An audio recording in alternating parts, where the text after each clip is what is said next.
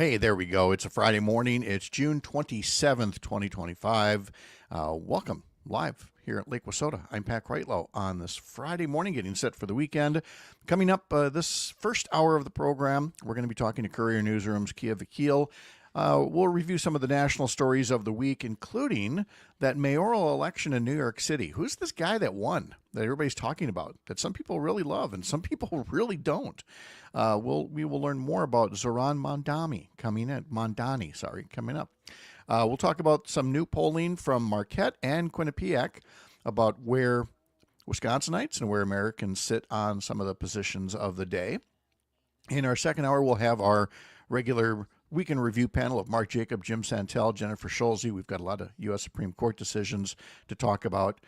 Kristen Lyerly and Emily Cephos will join us at 8 o'clock to talk about putting pressure on Governor Tony Evers to veto the next state budget if it is not at a certain standard of support for schools and health care and child care, things like that.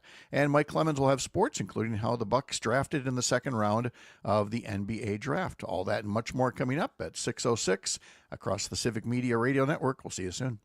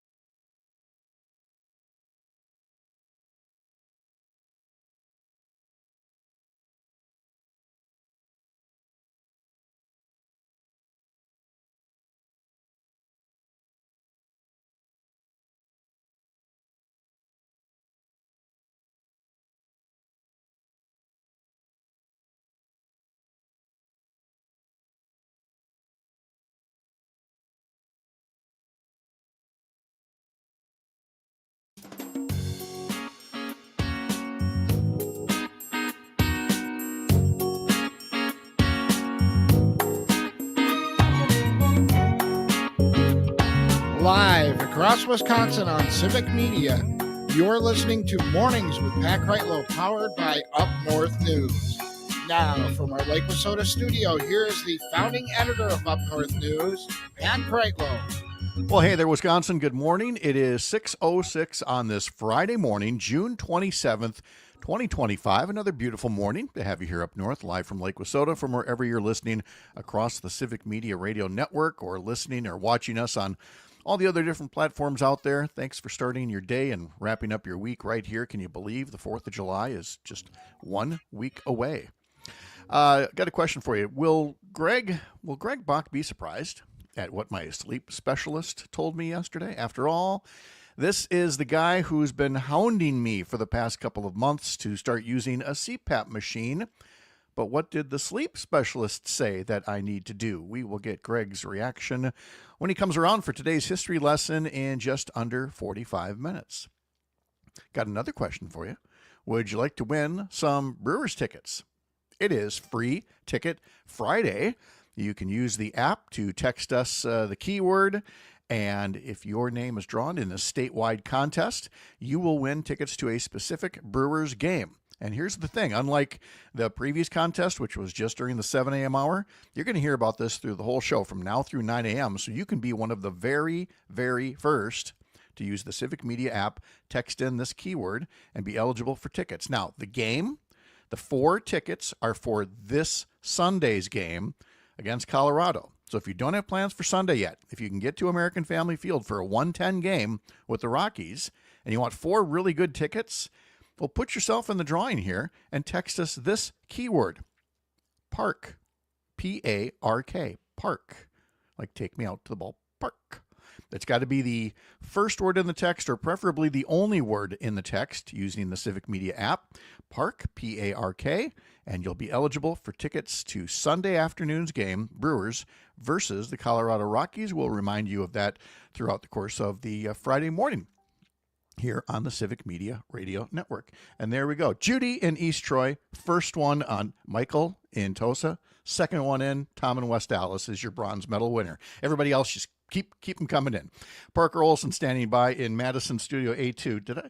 Were you hearing all those bings just now as they came in?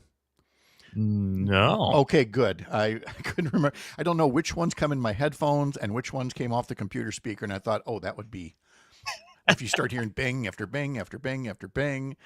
So Free Ticket Friday, baby. They're coming in hot. Yes, they are. Look at that go. So anyway, how are you? You got a weekend plan of Mallards games, I would imagine?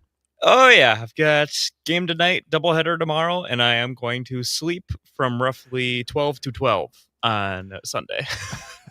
Well, that's a perfectly fine plan. Yes. So if people go to a Mallards game, will they be able to see you, what you're doing, or are you like way behind the scenes, or what? You might spot me if I'm on the first base and third base cameras are on the field. Yeah. They're like kind of tucked next to the dugout, so you'd be able to see me there probably. Okay. If you happen to look up into the press box, you can probably spot me if I'm on that camera. Okay. Yeah. All right. So if you're thinking about coming down, give me a wave. Maybe I'll be on the video board. Well, I mean, anybody can wave at you. Can we find a way that, like, a secret sign that if you wave at Parker a certain way and he waves back, take a look at your fingers. Let's do the one, not the ring finger, but the one between the index finger and the ring finger. If you wave that finger at Parker and he waves it back, then you'll know that was kind of like the secret sign. It's like the secret show during the commercial breaks. That's your secret sign, is just give that special wave to Parker. I'm sure all of my all of my call workers would love that. You know, all it takes is one. If there's one listener that happens to catch that it's you, or some poor fan is going to go around doing that special wave to like everybody working at the stadium, hoping somebody waves back at them. Please don't do that. God. Please don't do that. I have a friend that works for the Mallards and would get a real kick out of that, actually. Okay, well, we'd better not share that then. So, hey, along with texting us the keyword, which again is park, or did I not say that right? Oh, Tony, we might have some listeners from Boston. The word is park. Park. So there you go. Go to the park. Roger in Stevens Point puts on Facebook, it is National Sunglasses Day. Wear those shades. It's also National Onion Day. Please don't cry. Yeah, I know he's not talking about the funny newspaper here. And Tony's now saying, I want to drive across the state to go to a Mallards game right now. I will see you tonight, Tony. Yep. It's just a short drive from Ashland to Madison. But anyway, along with texting us the keyword, you can use that Civic Media app to reach out to us as well. You can also put something in the comment sections on Facebook and YouTube, and our email address is radio@upnorthnewswi.com. Oh, and a voice note too. We've got somebody sent us a voicemail. We're going to play right after the next commercial break here. So we'll look forward to that. Busy day across the Civic Media Radio Network today. A busy day for Up North News as well. Let's see, coming up on Civic Media, the Maggie Dawn Show at 4 o'clock. Jim Santelle will be the guest host. Jim Santelle, the guy that's going to be here later today. But when he's guest hosting with Maggie Dawn at 4:30, he's going to be talking to another former U.S. attorney, John Vaudreuil. So tune in to that for the Maggie Dawn Show. On our program today, we will have, of course, our Week in Review panel, which also includes Mark Jacob and Jennifer Schulze. Jim Santelle will take us through a flurry of U.S. Supreme Court opinions being issued in the final days of the session, some of which really reaffirm how extreme the right-wing justices are taking American law. We'll also talk about how the Trump White House wants those pesky reporters to focus on the big boom boom of the bombs in Iran and not whether the big bombs actually did what they said they were going to do. Coming up a little later this hour, we're joined by Courier Newsroom's Keya Vakil. We're going to find out what's all the hype about the New York City mayor's race and the candidate who won this week's primary, Zohran Mamdani. He is either a refreshing breath of fresh air and authenticity, or he is a clear and present danger to Gotham City, depending on who you talk to. We'll talk about how President Trump's big bloated boondoggle of a budget bill is unpopular with the public as we review new polling numbers from Marquette and from Quinnipiac. And in our 8 o'clock hour, Emily Cephos will join me and Dr. Kristen Lyerly to talk about her new column at Dan Schaefer's website, The Recombobulation Area, which calls on Governor Tony Evers to use all the tools at his disposal to get a good state budget. There's the bully pulpit, there's the veto pen, there's the trust of the people. She and others want Governor Evers to define a standard that supports education, childcare, healthcare, and more, and veto a budget that falls short rather than trying to fix it with partial vetoes. And so that, again, is coming up in our 8 o'clock hour. Over at Up North News, of course, you can sign up for our daily newsletter, upnorthnewswi.com. In the newsletter today includes a link to a website article called Fantastic 4th of July Fireworks Shows Across Wisconsin. It's a very nice rundown of fireworks shows across the state. So again, you can get the link to it in the newsletter or head over to our website and look for it there. On our social media sites, and if you haven't been on social media for Up North News, just search for Up North News WI. Don't forget the WI, and you'll find us that much easier. And Selena Heller, once again, one of her annual duties in the city of Eau Claire is to help be a host for the Blue Angels and others when they come to town to do an air show. And there's going to be an air show in Eau Claire this week. So Selena has been with the Blue Angels. I am roughly 10, 12 miles north of the Chippewa Valley Airport. And so I don't exactly have a front row seat to the air show, but it's not a bad seat. You could just right out my window here, looking to the south, you can just see all these jets, the Blue Angels and others, as they make their passes. They come way up here to turn around and then head back down toward the airport. Yesterday, even as the rain and thunderstorms were moving in, it was super loud, and it was overcast, so you couldn't see the planes. So I thought, well, either the Blue Angels are in town or Iran has figured out a backdoor way to get here, and we are in big trouble. Thankfully, I knew the Blue Angels were in town, so it wasn't going to be that. So, what are those F-16s? I don't know. I would assume so, but Okay. and they definitely sound different than the F-35s, the newer ones. That's what I was going to say. Yeah. Right. Again, which I know folks in Madison are all too familiar with. Alicia putting up on YouTube, U.S. Naval Aviation, the best in the world. Just a little pride there, and she notes FA-18s. So thank you for that. Tony's also very happy that Emily Cephos is coming in, and Alicia notes, "I am so jealous." So yeah, we've got a good slate that's coming up here today, along with that air show, and Selena always has a good time. She did ask if she did say she could maybe hook me up with a ride along on like one of the planes, not the Blue Angels, but like one of the other planes there, and I politely declined. I might be the first media person to decline a media invitation for a ride like that, but there's just no way. That'd be It's so just, cool. for everybody else. For everybody else. Pat, can you imagine doing a show live from a Blue Angel? No, I absolutely cannot. I would pay to see you do that. I would pay almost anything not to have to. So, we all have. Yep. So Tony says, "That's a video for social. You said no?" Yes. And Alicia said, "Hey, I will take your seat." A lot of other people, great people, worthy people. I don't deserve it. I don't deserve to, have people see this morning's sausage and eggs and hash browns all over the windshield of one of their nice little airplanes here. So, speaking of stuff that I had for breakfast and such, one more note on our website, upnorthnewswi.com. The Sporkies and the Drinkies, the finalists, have been announced for the 2025 Wisconsin State Fair. I don't know if are you familiar with the Sporkies and the Drinkies? I am not. Please. It's a contest for the best new, creative, innovative foods, food on a stick and all the other different ways to. Well, here, I could actually call up the thing here and tell you about a couple of the finalists. And anyway, this is a Wisconsin State Fair tradition. So let's see.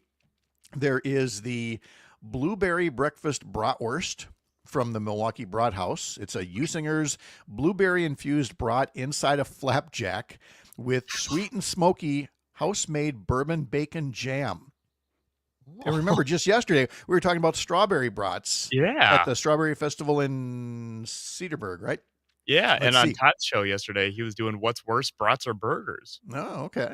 Well, so you can try the blueberry breakfast brat. Here's the Hunka Hunka Elvis Donut ice cream sandwich from Badger Bites. It's a Greeby's Bismarck donut stuffed with Fat Elvis ice cream, which is banana ice cream swirled with salty peanut butter ripple and chocolate chips, topped with chocolate and peanut butter sauce, crispy bacon, and powdered sugar.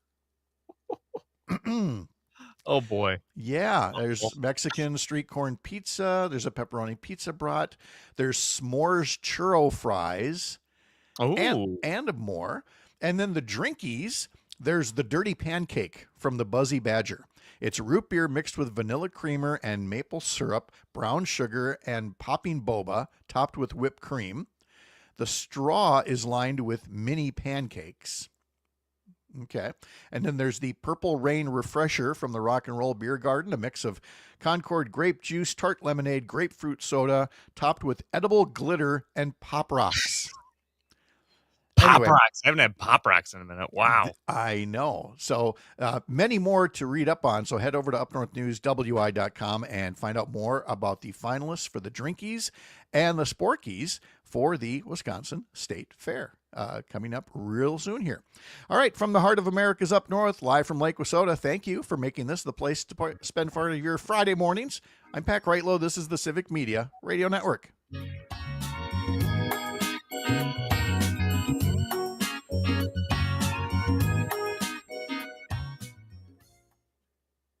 Okay. Those all sound interesting. So much. Interesting. Yeah. A little too sweet. Yeah. I think you're right. Oh my God. So much sugar.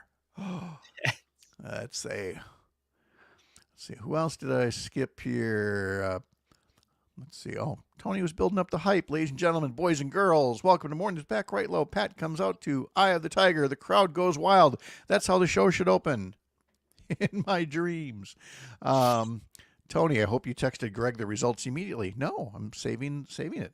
There's going to be suspense here. It's better to tell people important news on air.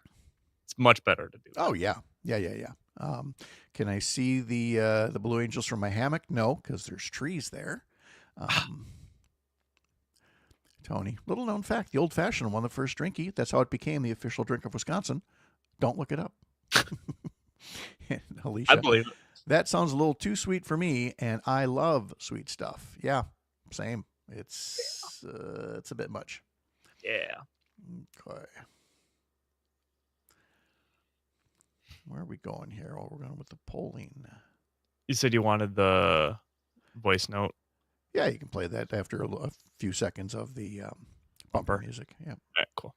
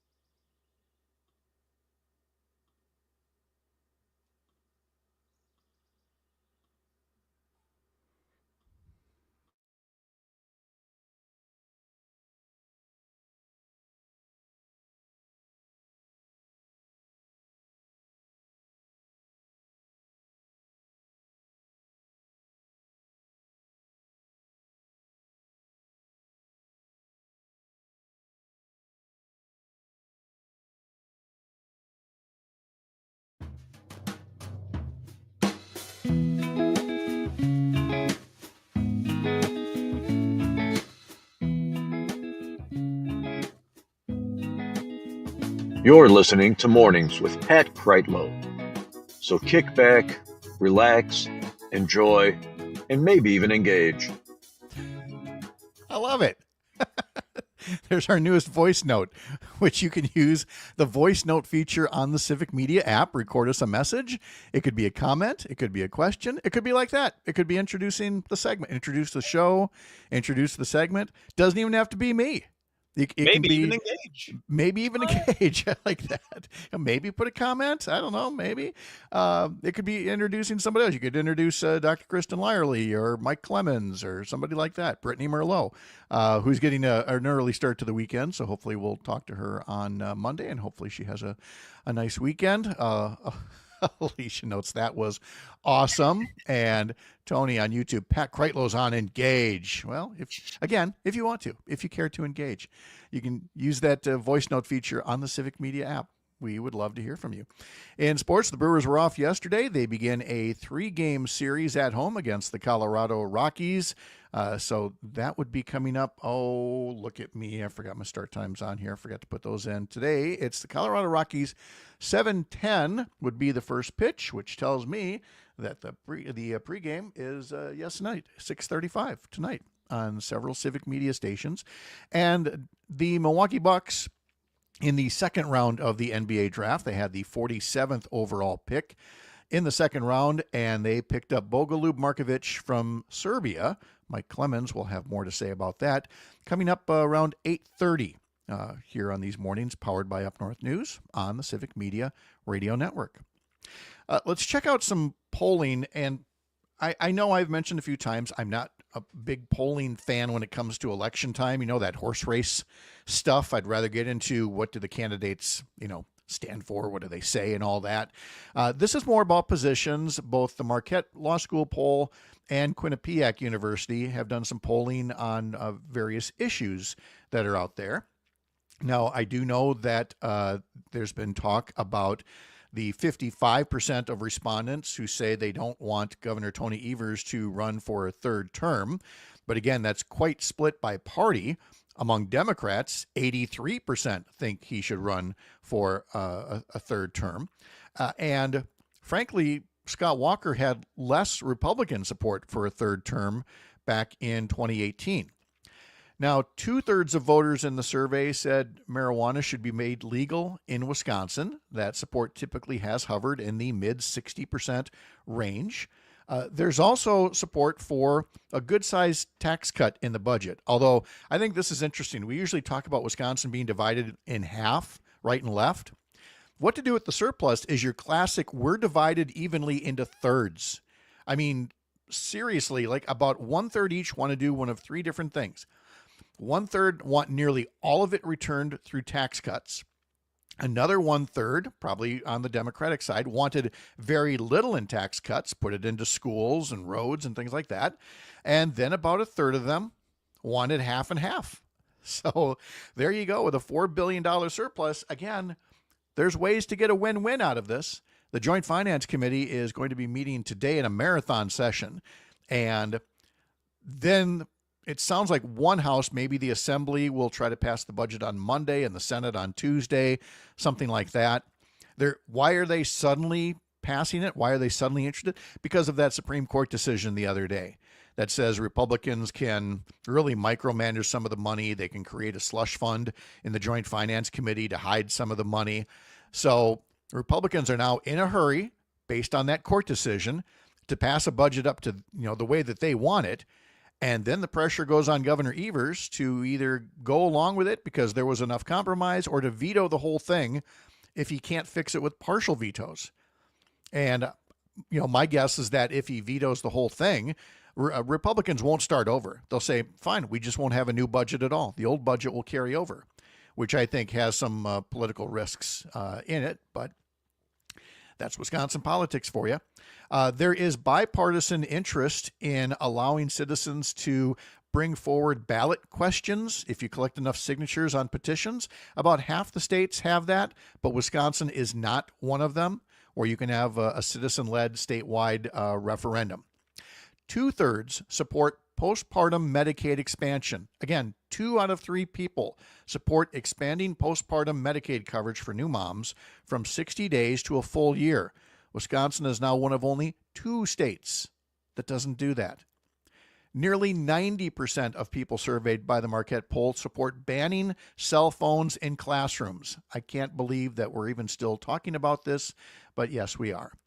Meanwhile, over in the Quinnipiac poll, there has been a real swing of public opinion when it comes to undocumented immigrants. About 6 months ago, about 55% of voters said they supported giving most undocumented immigrants a pathway to legal status.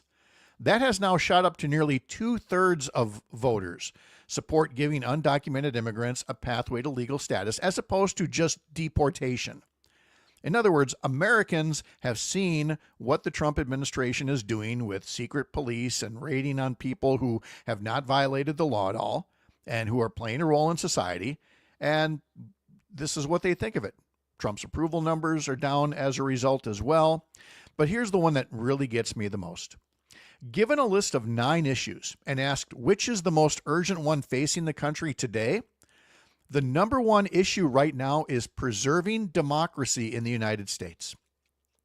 Now, all throughout last year, Democrats tried to say that, and they were constantly told people do not care about democracy. They care about inflation. They care about healthcare. Don't talk about preserving democracy. It's a non-starter. Now, all of a sudden, people are interested in preserving democracy. In other words, we told you so. We told you that this was coming, that this is the clear and present danger that Donald Trump is posing, and continues to prove it every single day. I'm glad Americans are now paying attention and concerned about it. Wish it had been this way last year. Keya Vakil is coming up next from Courier Newsroom. And then don't forget, Nightlight with Pete Schwab tonight. It's Bar Band Friday, starting at 6 p.m. More after the Midwest Farm Report here on the Civic Media Radio Network.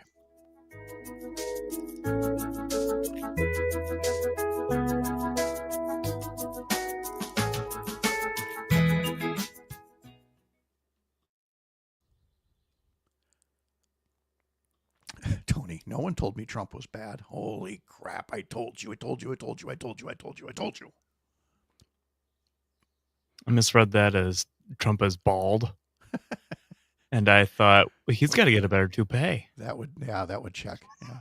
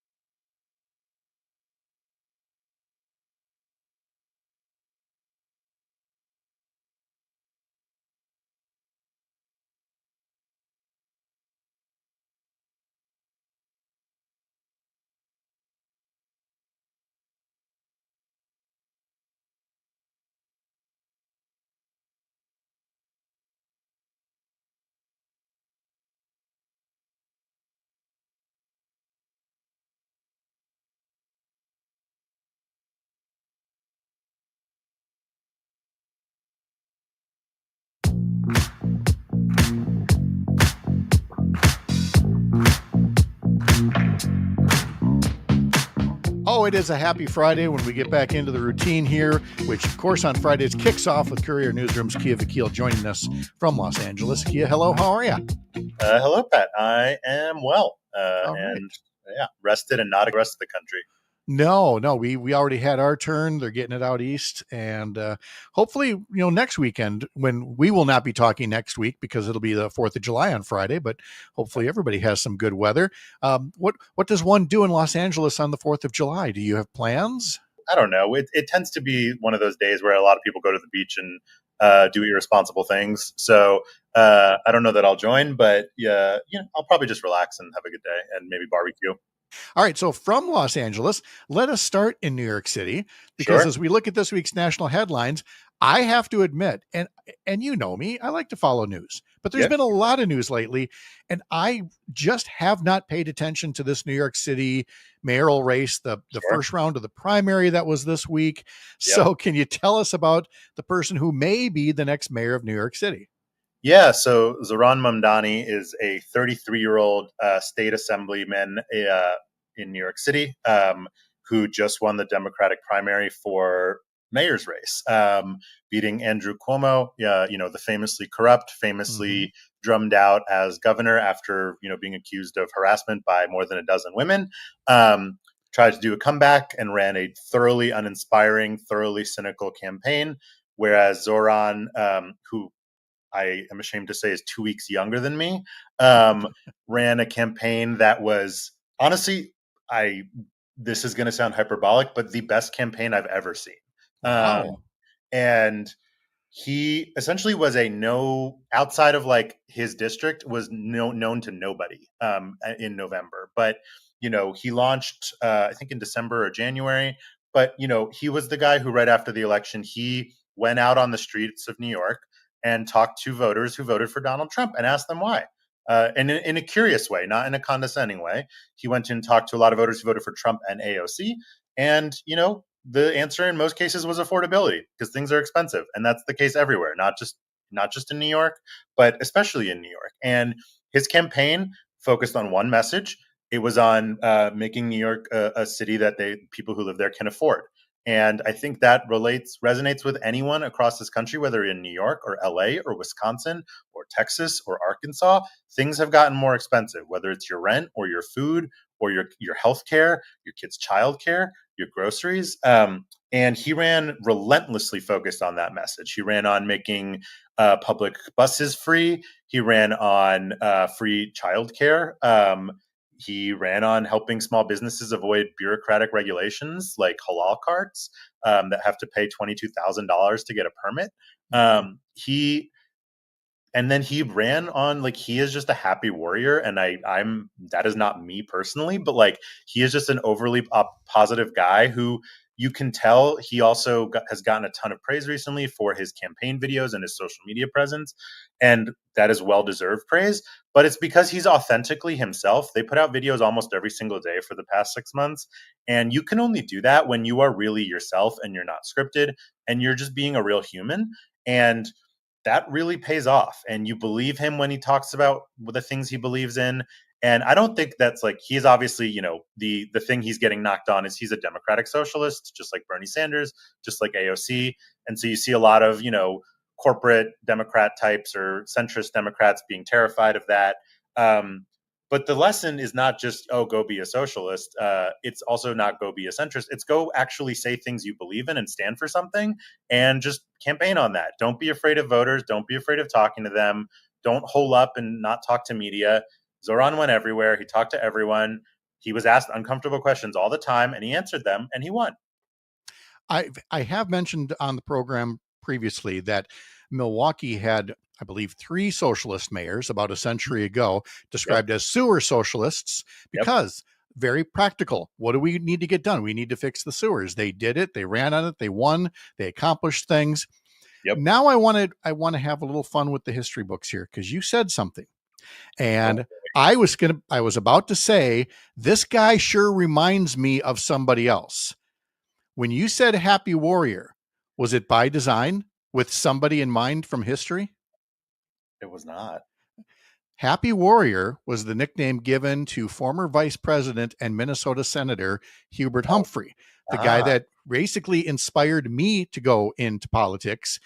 And even before you said Happy Warrior, I was about to invoke Hubert Humphrey's name because nobody knew him until he decided to hit the streets of Minneapolis and run for mayor. He came out of nowhere, got to be mayor of Minneapolis, and then a national figure, a senator, a vice president. So when you described Mamdani here as a happy warrior and everything that you said about him, I can see that there can be some big things ahead of him. But first, I do have to ask this question because we think of New York as, blue, and New York City as blue. Yep. But does the kind of division that we saw with the centrist Democrats and others, does that open the door for a Republican nominee, whoever that is, to come in and win? So New York is funny in that it doesn't have a sore loser law, which means if you ran in the primary and lost, you can still run on another party's ticket. So Andrew Cuomo, if he wanted to, he could run on some arbitrary third-party ticket. Eric Adams, who's the incumbent mayor, who was, famously was under DOJ prosecution that then got dropped by the Trump administration. He's running as an independent. There is a Republican gadfly candidate who runs every 4 years. So yes, it could get kind of weird and messy if Cuomo runs, but he got thoroughly beaten by Mamdani, and you're already seeing some of those hedge fund types say we're going to drop $100 million in and make sure Mamdani doesn't win. I'm I'm a cynic of politics, and even I think it's a huge long shot that that's going to work. And what we're really seeing right now is I don't think Mamdani means socialism is suddenly in. I think he means you have to just talk. And I think the thing is Democratic based voters are so alienated from their leaders right now and feel so let down by them that they want change. And the people who are promising change, whether they are more moderate or more progressive, are going to win. That's not to say that policy doesn't matter. I absolutely think it does. I think a lot of progressive policies are extremely popular. I think free childcare would poll extraordinarily well in pretty much every state and district in this country. And so I think it's not purely ideology. It's not purely vibes. It's both. And if you can promise to be a change candidate and offer up good policies and be yourself, whether you're slightly more center left or whether you are a democratic socialist, I think you've got an opening next year and this year because people really want change and are disappointed in the elder party members right now. Yeah, very much. So yes, authenticity. It's rare and it's wonderful. Quite a concept. When it does show up. Exactly. Let's move down to the mega bill. I guess that's what the New York Times is calling it now, as opposed to the big bloated boondoggle or whatever else you want to call it. But what came out of the House has to go to the Senate, and what is in the Senate right now, we already knew the bill was going to change somehow. But I think few people understand who or what the Senate parliamentarian does. But the bottom line is there are these rules in the Senate. Some are quite arcane, some are useful. And if the parliamentarian says these things have to come out of the bill if you want to skip the filibuster, these things have to come out of the bill. And it's not one or two things. It's some of the centerpieces of the Trump tax plan legislation. Yeah, and they are really in the weeds policies on primarily around Medicaid and Medicare, where they were trying to essentially remove, there's a certain kind of tax that it's called a provider tax. They were trying to restrict that tax, which would have cost states money for Medicaid and then providers, hospitals money. That got ruled out. They were trying to restrict immigrants' access to Medicaid and Medicare. Those got ruled out. They were trying to restrict certain other tax credits for immigrants. Those got ruled out. There's a whole bunch of other things. And that does not mean versions of that might not end up in the final bill, but the current versions in the bill text were struck down by the parliamentarian. The parliamentarian's kind of like a referee of the Senate who's like, yeah, you can do this. No, you can't do that. And so this is a person who's been in this role, Elizabeth McDonough, for as long as I've been at Courier Newsroom, so 6+ years. And both parties trust her and respect her. It's kind of a weird arcane thing, but she also struck down certain provisions of student loan repayment and student loan Pell Grant changes. There's a whole bunch of immigration things she struck down. So there's just a lot of what this tells you is this bill was written is just an absolute mess. And was written in a rush, was written by people who don't know what the hell they're doing, and who really don't care about Senate rules. And that sounds like the House, because that's the House. And certain senators made some changes, and clearly not good ones. So we'll see some changes. They'll still try to cut Medicaid by hundreds of billions of dollars, because they apparently love to take healthcare away from people. But that's where we are right now. It's just funny that these are the same folks who were all over the Affordable Care Act for it being so big and unwieldy, and everything that came through the Biden administration claiming it was big and unwieldy. And yet all of those were so much more tightly written and made sense. And again, that's not to say they were perfect by any stretch, but Sure. we've seen this before with in most recent memory, it was during the past efforts to repeal and replace the Affordable Care Act, and they would slap things together that just did not make sense. So they're very good on the politics at election time, but they're just lousy on the policy when it comes to putting things together, it seems. Well, yeah, and that's because ultimately, at the end of the day, their only real legislative priorities are tax cuts for corporations and billionaires, and boosted funding for ICE and Border Patrol. Those are the only two things that are proactive changes. The rest are cutting things. It's taking Medicaid away from people. It's taking food benefits away from people.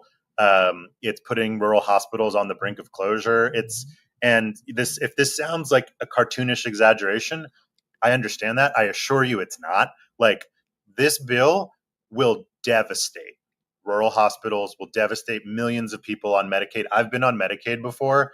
A lot of people have spent time on Medicaid. It is a lifeline for people who are in between jobs, who are, are maybe just starting out in their careers. For the working poor, it is for the disabled, for seniors who, my dad was on Medicaid before he passed. Like, it covered his nursing home stay. If you cut Medicaid, you are essentially resigning certain people to disease and possibly death. And that's what this bill does. And they're going to push forward on it. And, they might campaign on lowering costs come election season and pretend like they didn't cut Medicaid, but they're cutting Medicaid. And then finally, from our sister outlet in New Hampshire, is a story about former Massachusetts Senator Scott Brown.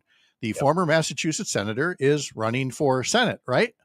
But in New Hampshire, not in Massachusetts.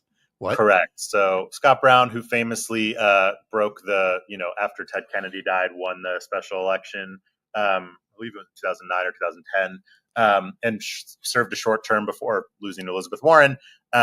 He's now running in New Hampshire, which, yes, it's close to Massachusetts, but it's a different state.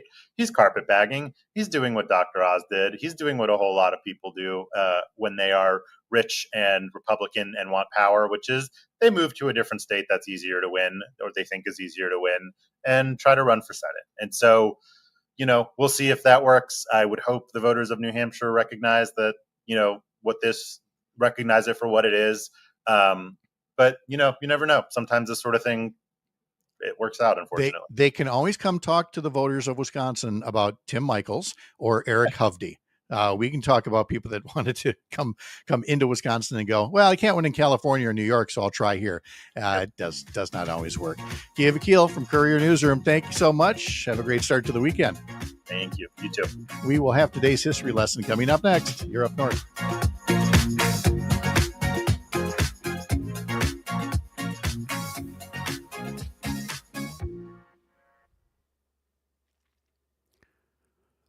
My thanks to Tom and Jackson for the text. Good guest, Pat, which is true. Even if Keya weren't my editor and my supervisor, he'd still be a good guest. But, he is handsome and capable. It's been said. Pat, have I ever told you how great of a host you are? I am not your supervisor. Shut up. Good. Yeah. Look, now he's giving me the new special wave. And thanks to Scott and Shorewood for the text, noting that Elizabeth McDonough has been parliamentarian of the Senate since 2012. So, again, we thank everybody for their text and notes throughout the course of the show.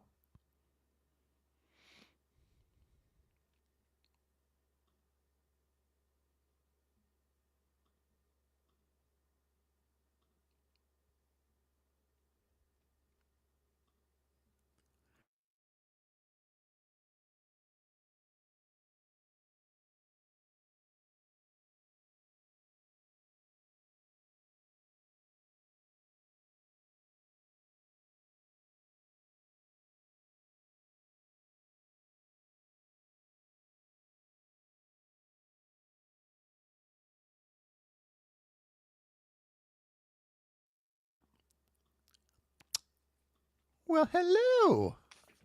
Good morning. How are you? Morning. I'm well. How are you two doing? I'm good. Doing good. Do you have any update on the quest for a new club? No. Okay. No funny stories about checking out something that looked more like a haunted house from Scooby-Doo or anything like that? Okay. No. Okay. He wouldn't enter one of those places. He has high standards.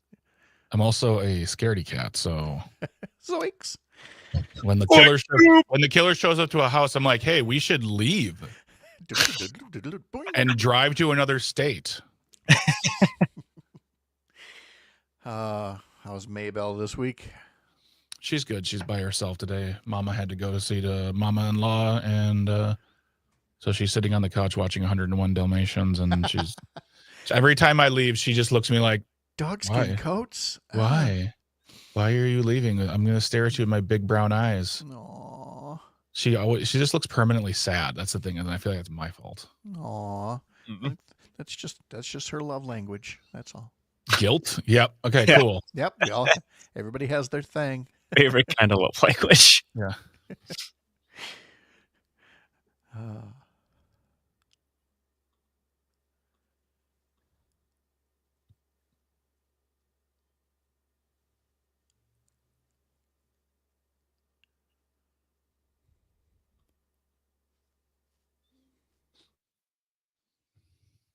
Ten seconds. Okay. Secret show.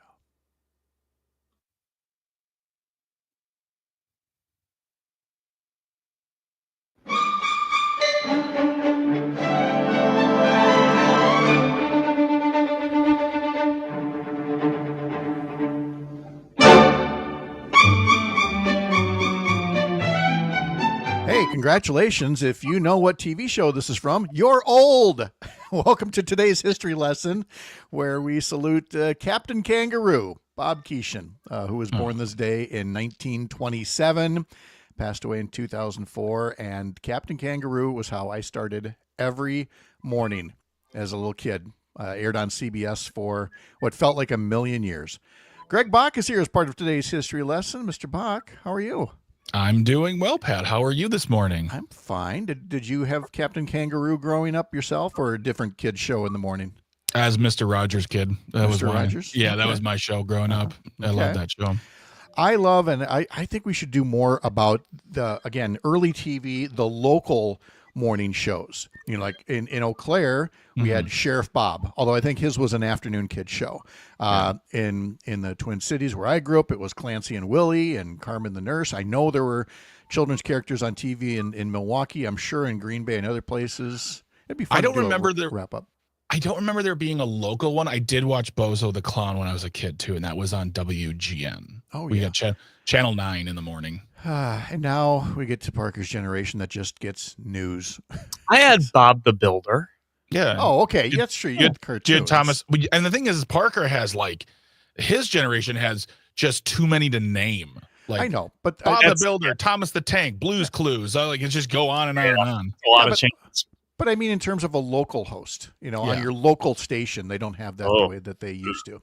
Yeah. On this day in 1956 at Master Recorders in Hollywood, Fats Domino sat down at a piano in that studio, did a remake of a Gene Autry tune, and made a little history.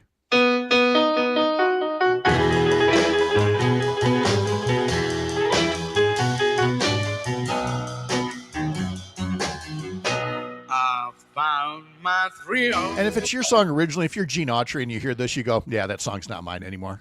it's all Fats Domino. I'll enjoy the check. But I'll enjoy the check from the royalties. That's exactly it. Yes. Yeah. Happy birthday to country singer Lori Morgan. She is 66 years old today.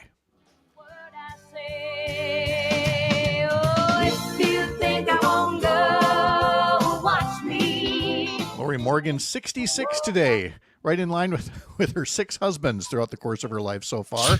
Yeah. Jesus.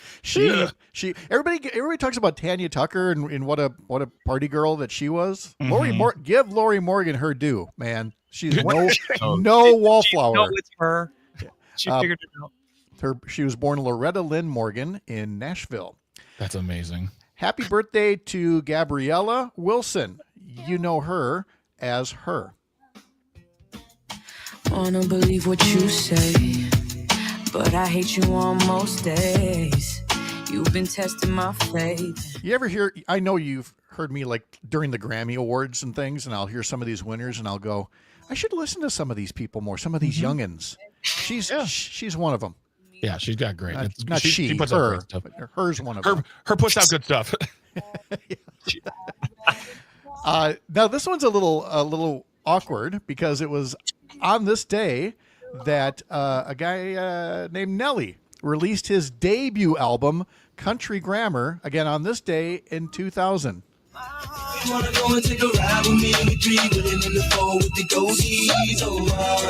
It is one of the few rap albums to go diamond, selling over 10 million copies. And the thing that's kind of not awkward, but just kind of funny or coincidental, isn't tonight the night that Nelly plays in concert after the Brewers game? I think so, yeah. I think so, yes. Oh! Chad Holmes mentioned that he's going down to the game tonight. And Chad Holmes isn't going to go to the Nelly concert. I thought you were playing this just because this is the night of the Nelly concert. Well, no, it was 25 years ago that he released his debut album. So there you go. That's really funny. I know. This is National Bingo Day, National Food Truck Day, Sunglasses Day, PTSD Awareness Day, and specifically for Greg and a few others, Drive Your Corvette to Work Day. Yes, indeed. Which Corvette? Shall I drive my Friday Corvette, or should I be sassy and drive my Tuesday Corvette? Right. If you've got a Corvette nowadays, you're not driving it to work. You know, that's your little weekend ride, I guess. Yeah. All right. Well, I guess enough drama here. It's been a while that Greg has been noting my alleged diagnosis of sleep apnea. I took a sleep test. Yeah. I had to wait 2 months to get in to see the sleep specialist, and finally did that yesterday. Okay. All this time you were thinking I have to get a CPAP machine and get on that thing. I feel like Maury Povich. The results are in. Drum roll, please, Mr. Olson. Live from Hollywood. And the diagnosis is, I have sleep apnea and I need to be on a CPAP machine. Thank you very much. It's like it's like Ross or Rachel. Will they? Won't they? Who knew? Oh, they did. Okay. Oh, wait. Everybody figured it out. So, yes. Did they tell you? Did they give you any information? Are they going to put the order in for you? What's the next steps? They put the order in, and so I now have to go to a local respiratory business that I've seen advertised forever for like oxygen tanks and things like that. And they do CPAP machines, and they're going to get me fitted and everything else. So I got a prescription for a CPAP machine. And I've been reaching out to friends who have them to say, tell me again that this is going to be a good thing, right? This is going to be an amazing thing. Okay, first of all, because I know we don't have much time left in this segment. Is it over the face, or is it just nasal pillows? Do you know yet? She made it sound like it was a mask thing because it was. Right. She said it was pretty bad. Okay, all right. Well, I'm guaranteeing you right now, if you use it with regularity, now when I say regularity, I mean every day. Yes. Every day, you will notice a difference almost immediately. You will be brighter, more awake. The things that happen to you during the day, for me personally, like falling asleep during the day, like just falling asleep, stopped happening the next day. See, and it is, and I truly mean this, and I want to say this on the air. It is your energy about this and your story that has motivated me. I may not have followed up on it if it weren't for you. So thank you, my friend. Well, I'm glad. That makes me happy. All right. Much more ahead in these next 2 hours of these mornings, powered by Up North News on the Civic Media Radio Network.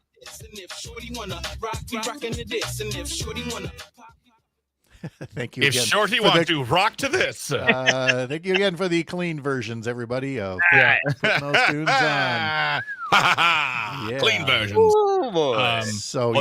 She made it sound like, well, it's a mask and it's going to have the hose up here. But I said, do I have to just sleep on my back now all the time? She's like, nope, you can sleep in whatever position you want. You'll get used to it. And like, I don't know. I just started in the past week or so, I started sleeping on because I only have the nasal pillow. So it's not as a thing, but it's still, I used to sleep on my stomach. I sleep on my side, I got more used to sleeping on my back just because I don't snore. That was one of the reasons why I didn't sleep on my back. But yeah, I think I don't want to, I said guarantee on the air and I was doing that more, but I very much believe that the first night when you use it, if you just make yourself available, you lay down, you put it on and you relax, you fall asleep. The next day you will wake up with a different sense of what being awake is. That's what I'm hoping. And trust me, I know that's what Sherry is hoping as well. So. Parker, I cannot, it is so weird it's so weird to be tired like a normal person. You'd be tired now. Like you yawn during the day. Like, oh, it's not, I fell asleep 5 times while driving to work the other day. And that was just the tip of the iceberg. So yeah, if you take it seriously, you use it regularly, because the thing is it's not only going to be like good the first night, it's an ongoing therapy that your sleep will get better and better and better, and you'll feel better and better and better. So I so need that, especially when she showed me the results and it's like, you have 20 breathing interruptions like per hour. I'm like, that's a lot. Oh, so. I had 99.3 an hour. Oh, okay. Yeah. Yeah.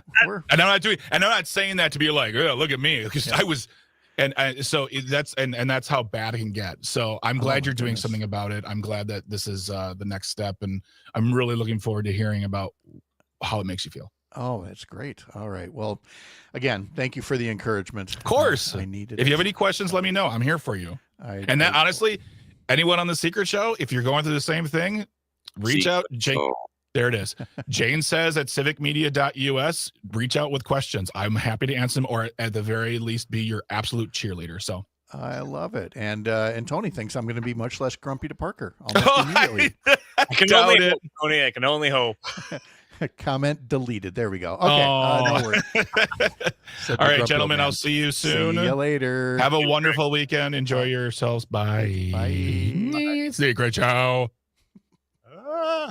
I can still hear you.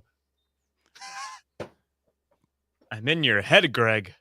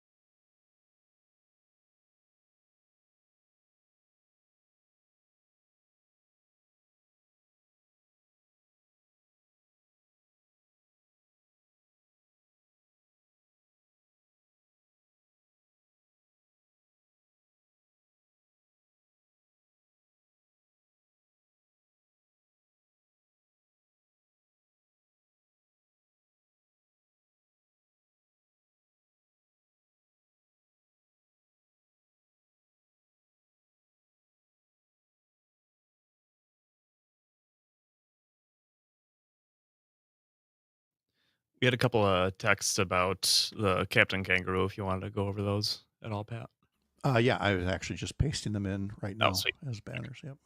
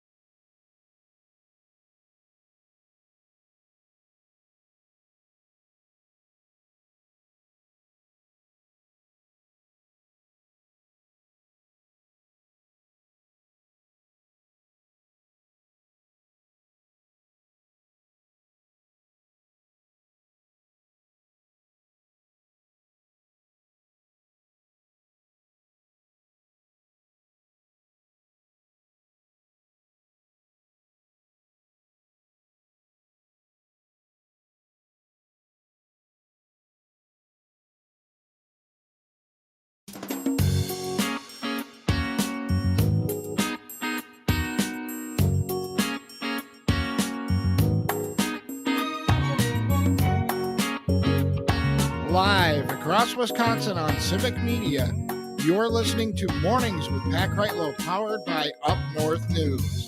Now, from our Lake Wissota studio, here is the founding editor of Up North News, Pat Kreitlow.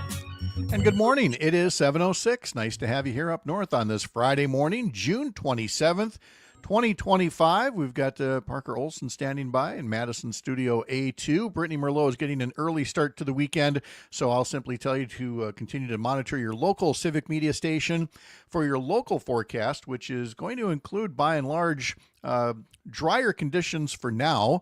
But then showers and thunderstorms will return either Saturday afternoon or Saturday evening, depending on where you are, and there is a severe threat that comes along with them. So over the weekend, again, pay attention to your local Civic Media station for more details.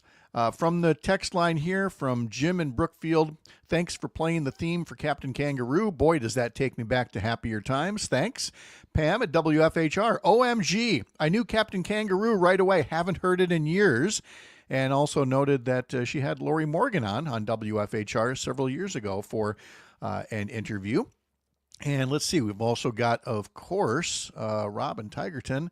But again, look, I know it's a little awkward as you hear me sometimes like scrolling through things live. It is a function, however, that more people are sending comments in on YouTube and Facebook. So I'm happy about that. I will try to get to these comments a little faster, but I appreciate the buildup in volume. From Rob, good morning from Tigerton. Cloudy and fog and 62 degrees. The Tigerton area picked up 1.3 inches of rain, and we're starting to see ponds in farm fields. Many farmers are having a tough time getting their hay crop off and hoping for a week free of rain to get the crop off, because some don't have their first crop off. Boy, I hope they do. We should be well into second cutting of hay by now. And again, the field right across the street from me is definitely overdue for that. But we're going to need some dry conditions for a little while here. Up here in the Chippewa Valley at the rain gauge in the backyard here on Lake Wissota, 2 3/4 inches of rain since this all got started on Wednesday afternoon. I'm thinking it's a little less down by you, Parker, but a lot more in parts like between, say, Madison and La Crosse. Well, there is currently water in my basement. So, well, there you go. We think what happened was, I don't remember if I said this to you. I think I might have just said it to Brittany after you had left yesterday. We had a tree in our backyard that had to get cut down. I heard that. Yes. Yeah. So that filled the gutters in the eavesdrops. Sure. And we didn't clean it out. Mm-hmm. So, and our basement tends to get a little water. And we have our basement flooded for years and years, and it was such a hassle. We finally had a big home project and did something about it. But even now, when it rains as much as it did the past 2 days, we still go down there nervously a couple times a day just to check and hope that we never have to wet vac like that again. Yeah, so during our history lesson last hour, in our last segment, Greg Bach joined us, and we talked about my seeing a sleep specialist yesterday, getting on a CPAP machine. Robin Tigerton says he's been on one since 2019, and it works. So a lot of encouragement there. And I'm not going to lie. I got to my Google machine a few times over the past couple of months and have, just been, trying to make sure that what people are telling me is, true, that this is going to make a real difference. And again, there's exceptions to every rule. There's always going to be one or two people, CPAP machine didn't work for me. It was terrible. But I gotta say, by and large, the consensus is I better get on this thing and sleep a lot better, because again, ever since I got the Apple Watch and it sends the data to my phone, and I look at my phone in the morning and I go, oh, I really should be sleeping better. And I could use that. Hey, would you like to win some free Brewers tickets? Can you go to the Brewers Rockies game on Sunday afternoon? Not you, Parker. No, I can though. I know, but just for the listeners, if you would like a chance to win 4 free tickets in a statewide drawing, it's Free Ticket Friday. Here's the key word to text: PARK, P-A-R-K. Or again, for our Boston listeners, PARK. Send that through the Civic Media app. Text it to us, and you will be part of a statewide drawing for 4 free tickets, club level seats. Parker used them this week and can testify that these are quality seats. These are quality seats. You got a nice little cushion on there, That's what you need. I don't like those hard seats. Look at it. He's joined the old man club with me and Greg. Yeah, my tuchus can't handle these hard seats now. I need the cushion. All right. We can take care of that. So there you go. Text the keyword park to us, and that's this keyword. There will be more chances to win throughout the course of the day on this Free Ticket Friday across the Civic Media Radio Network. Hey, next week on the program, on Monday, we're going to have Jeff Mandel from Law Forward. We will talk about the group suing Elon Musk as a way to try to prevent billionaire bribery of voters, or at least the skirting of the rules on bribery. Also, Hans Breitenmoser will join us on Tuesday, so we are really hoping that he gets drier conditions between now and then, and that we can have some good news to pass along from rural Wisconsin. We're also going to talk next week with State Representative Angela Stroud from up in the Ashland Bayfield Superior region, way up north. And she's going to talk about a bill that she had to vote against, which was supposedly going to address lead water pipe removal in Superior. We always talk about it in the Milwaukee area, but as Earl Ingram and others have told us repeatedly, this is still a problem in many other places across Wisconsin, not just Milwaukee, and Superior is one of them. Unfortunately, the bill that Republicans put forward put a huge chunk of the cost on taxpayers, and essentially the private utility up there was taken off the hook for being responsible for any of the cost of replacing the lead lines. And so Representative Angela Stroud said, she had to vote against that. That's not a fair deal, and that there's still ways to negotiate a fair deal. So we're going to talk to her about that next week when she's on the program. And I regret to inform you that next Thursday's show will feature birthday cake and far too many candles. But it's, it's one of those rites of passage. I saw a cartoon the other day that said, we got to stop calling it years. We got to call it levels, like a video game. Because next week, if I tell people I'm at level 61, I mean, that's going to be like, oh, look at this guy's good. That does sound better. Not this guy's old, Here's Tony saying, the real up north. Yes, Ashland is the real up north. When we do that define up north, and some people go with Highway 29 and some people go with Highway 10. A lot of people go with Highway 8, and Tony's one of those that goes with Highway 2. Which is not quite fair. It's all relative. Yeah, there's a lot of space there over there. And Alicia says, "Oh, that's right. Your birthday's the day after mine." Well, okay, Alicia, we got a birthday week next week. Consider it a date. A lot to tell you about as far as what you can find across the Civic Media Radio Network and what you can find on Up North News. So let me mention that on the Todd Alba show today, you can catch it from 2 until 4. He has his own Week in Review guest, Peter Rapine from E-Bombs World. We'll be joining him around 3:30. And then Matt Nair on Air today. Dan Schaefer is the guest right after the news at 10 a.m.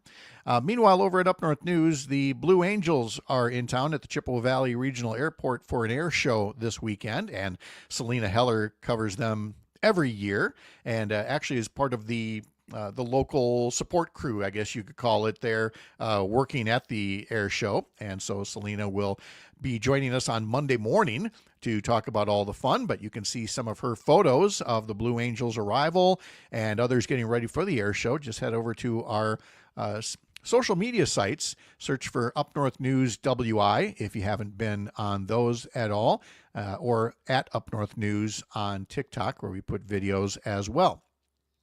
Also on the website, there are some fantastic 4th of July fireworks shows all across Wisconsin, and we've got a website article and a link in our newsletter linking you to said article to find out more about the fireworks shows that you can find.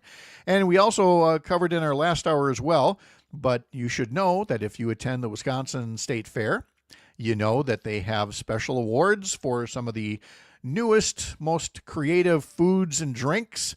They are the Sporkies and the Drinkies, 2 different types of awards given out at the Wisconsin State Fair, and they have announced the finalists for the Sporkies and the Drinkies so that you have an opportunity to sample them at the Wisconsin State Fair when that gets going in West Allis.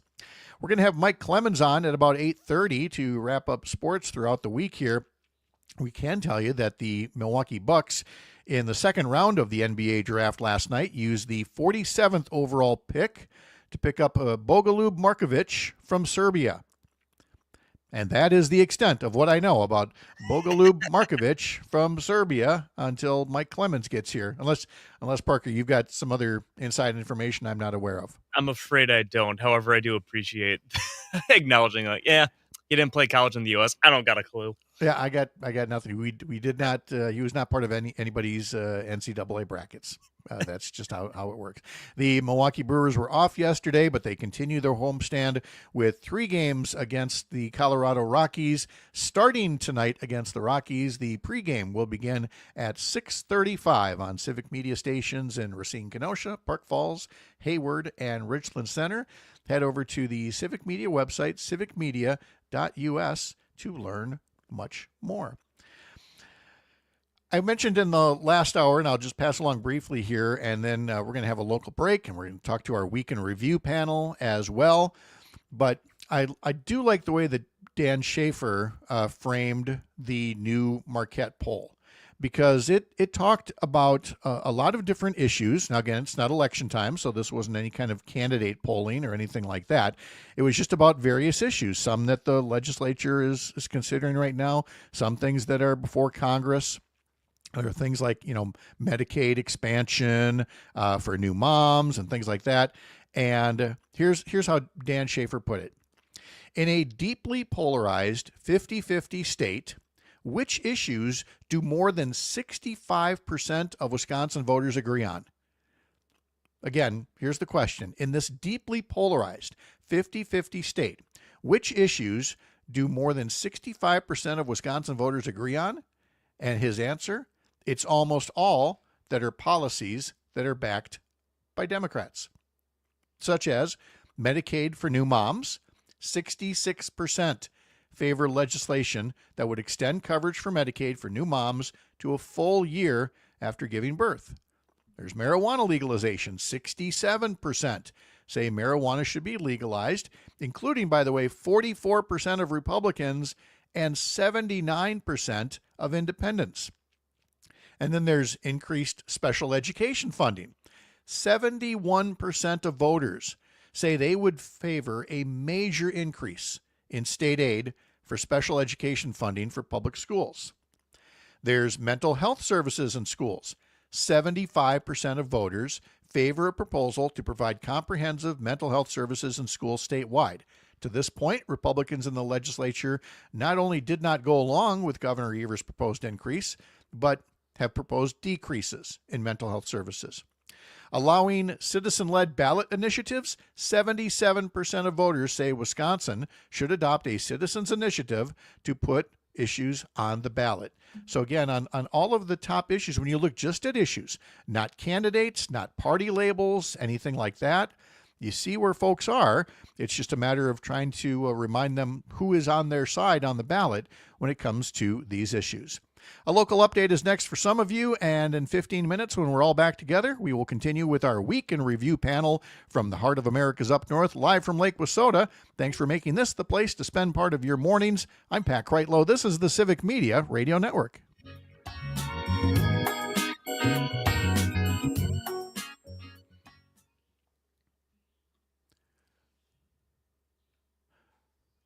At first, I was very, very confused. 6'11", 215 pounds. He's describing you, right? No, he's not. That's the Serbian guy, So anyway, so here comes Jennifer. Here comes Mark. Here comes James. How are we all doing? Good. How are you? Okay. Got your note, Jennifer. Thank you very much for that. Let's see. See, I say thank you for it, and then, of course, I lost it. Here it is. Okay, now we're good. Good. And, Jim, we're going to expand the show from now until noon, just to get through all these Supreme Court decisions. Exactly, right. Big day, and biggest day, and then they run away to Rehoboth Beach for the rest of the summer, apparently. So, right. Okay. All right. And, Mark, how were your travels last week? Good. Very good. Good deal. All right. Well, good. Well, we will be back in just under 90 seconds. So I will come get you in just a bit. Great.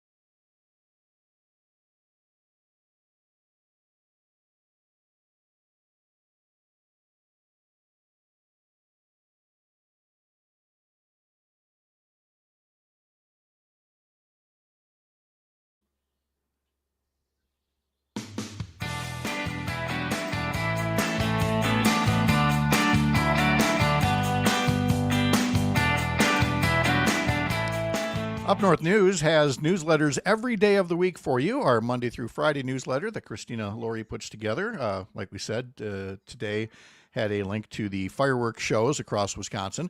She also does a Saturday sports edition, and then on Sundays I put together one that is politics themed. Usually I have it mostly written by now, and then put some finishing touches on it, and it goes out at about 6 a.m. on Sunday morning.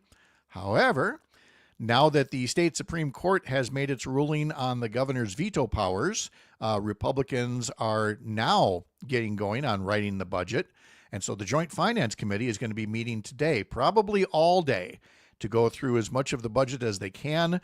And then they may pass the budget out of the Assembly and Senate as early as Monday or Tuesday, because Tuesday is when the new fiscal year starts. All that is to say, the Joint Finance Committee will be meeting all day today to work on the budget, which means Pat will be working late, putting it together on Saturday and then sending that newsletter out on Sunday. So if you want to know what Republicans finally propose for a state budget, you want to get subscribed to that Sunday Mornings with Pat Kreitlow newsletter, head to upnorthnewswi.com and click subscribe up top. It takes you to a page with all three newsletters. Sign up for one, two, or all three of them. Let's bring in journalists Mark Jacob and Jennifer Schulze and former U.S. Attorney Jim Santelle as we get going with a little look at the week's news. Only a few little things have happened since we last spoke. Attacks in Iran and 7,000 U.S. Supreme Court decisions and so much more. Panel, good to see you all. And I think, Jim, we're going to have to start with you because there's a lot that the Supreme Court is putting out there because they're at the end of their term. And what say we start with the Medicaid-related one out of South Carolina as it relates to Planned Parenthood. And again, Republicans and conservatives finding ways to get the courts to lock in a very right-wing view of covering health care for women and for all people in this country. That's exactly right. Yesterday, it's a huge opinion having to do not only with Medicaid, but of course, abortion, reproductive rights generally. You've got a governor there who way back in 2018 said that because abortion is murder and it cannot stand in America of this century, he said that for those people, those entities that are benefiting from Medicaid in this time, that the reality is that we're no longer going to offer Medicaid support and services, and eliminated that. Went up to the Supreme Court. The Supreme Court said yes, that under a provider provision of the Medicaid rules and laws and structures there, that the state can do just that. And again, it basically prohibits now the provision of Medicaid services and funding for patients of Planned Parenthood in South Carolina. The concern, of course, it can very easily move into other states as well because the ruling is plainly nationwide.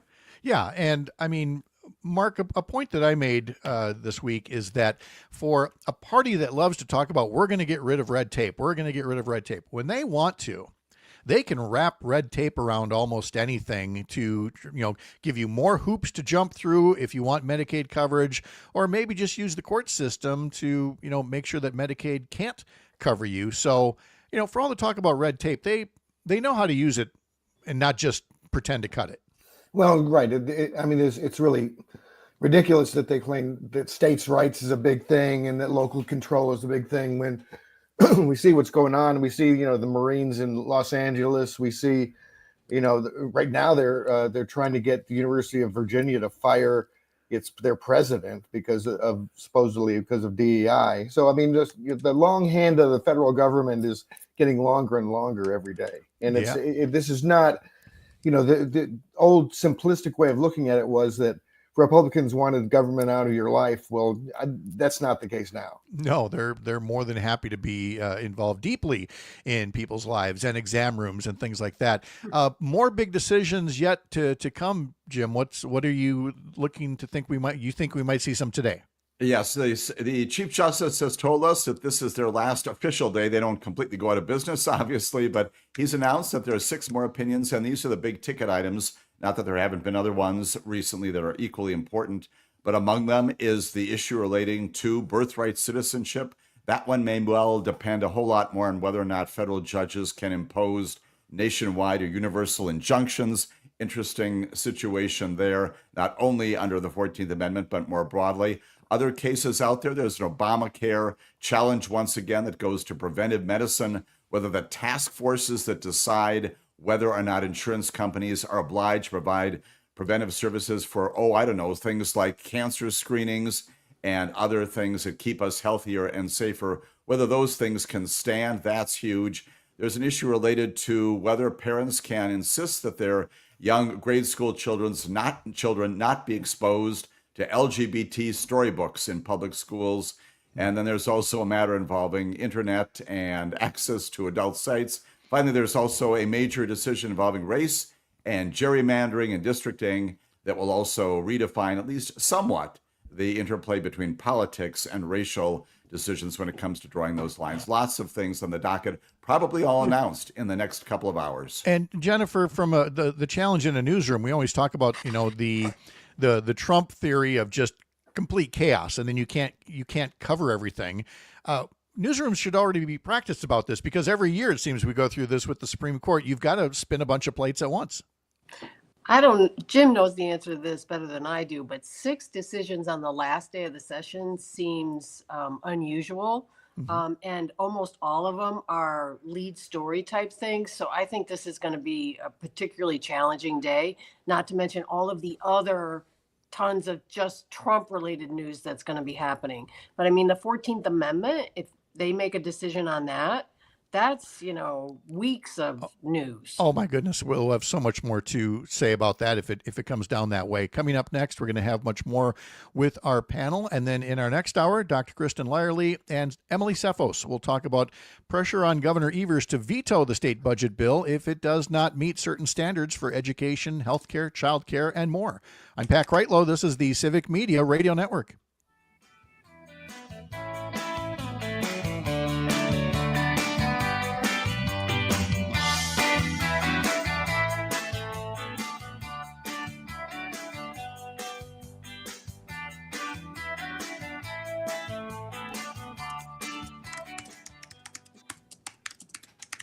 Segment always seems so short, and yet it's like the pre-show, it's like the appetizer to get us into the bulk of the conversation. Let's see. And then Jennifer, I think I'm going to start with actually, let's do this. Mark, I think you'll want to come strong out of the gates on Pete Hegseth. Yeah, that'd be great.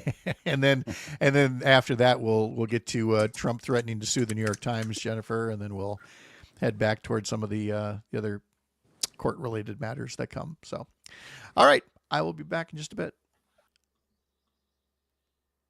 Real quick, whoever it is that is typing right now, please make sure not to do that while we're on air, because the mic is picking it up and is going over air. Oh, that's. They're journalists. This is what we do. We type. I know. So, I know.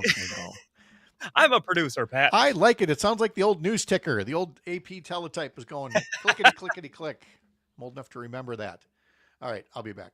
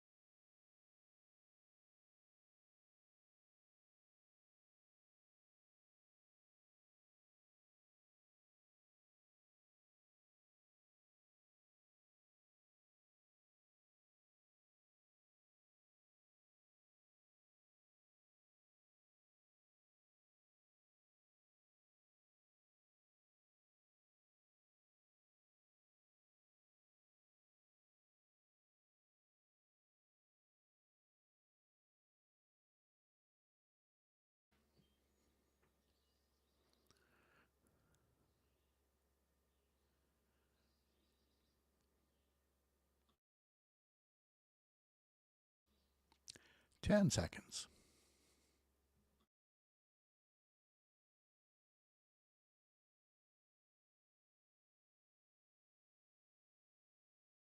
I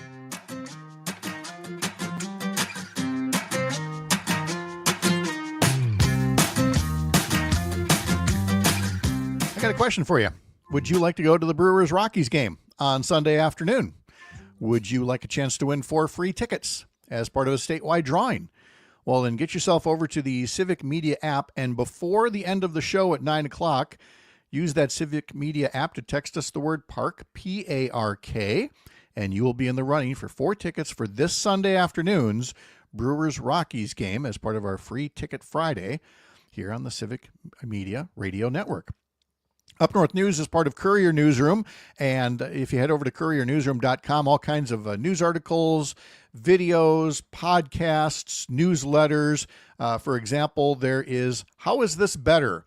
a new video series with Keya Hughes this week, Erasing Jackie Robinson. Jackie Robinson broke barriers on the baseball field, but his legacy off the field is under attack. And so Keya explores how the Trump administration is trying to rewrite history in its crusade against diversity, equity, and inclusion, and why it's important to defend history and what those DEI efforts are designed to achieve. Also at Courier Newsroom, you can get the newsletter from Mark Jacob. It's called Stop the Presses. You can also get it at stopthepresses.news. He also has a video series with Stephen Beschloss called On Target. And this week in the video series, it's about pushing back against gaslighting when going to war, which includes refusing to reflexively accept going to war without facts, which Mark takes us to the Secretary of Defense, Pete Hegseth, who would really like those pesky reporters to just focus on the bombs going boom, not whether the bombs actually did the thing that they said they wanted to do.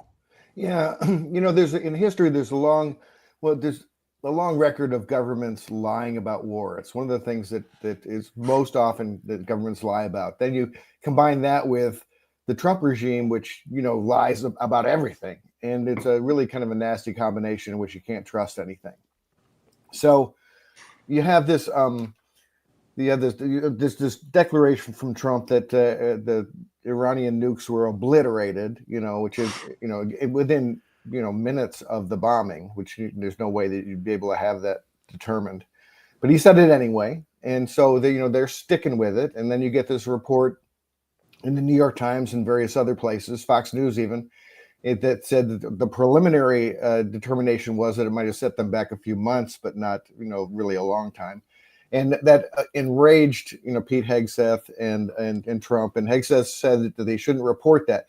Now, this makes no sense to say that this is a preliminary report. You shouldn't talk about this when Trump immediately said that the whole thing was destroyed. So Trump's word is fine. Everyone else's is not.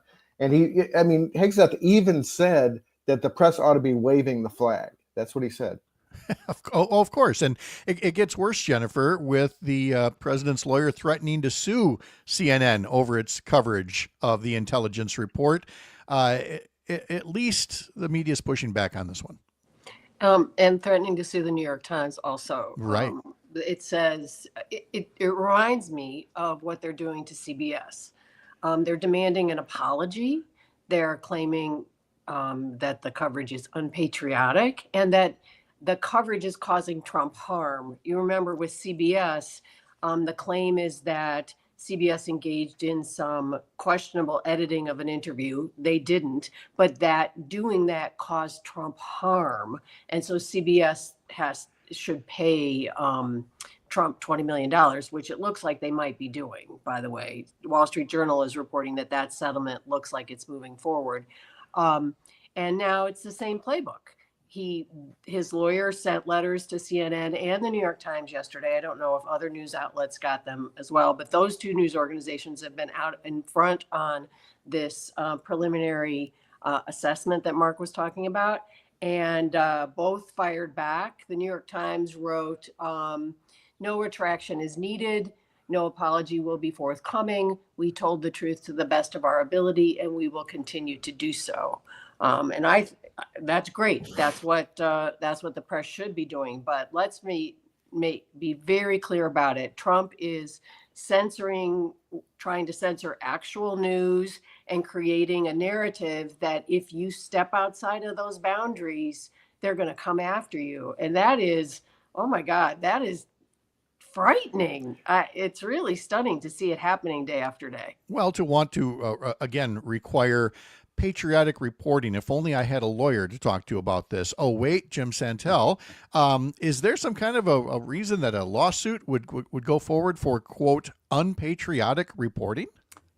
There is none, but as Jennifer and Mark and you have said repeatedly, that doesn't stop lawyers on behalf of this president from going into court.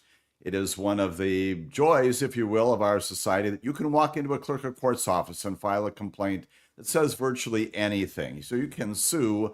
The question, which is implicit in what you just asked, Mark, and Jennifer and Pat, is, will that stand up? The answer is no. We've got New York Times versus Sullivan, And basically it says that in order to be successful against the media, you've got to have a very high standard.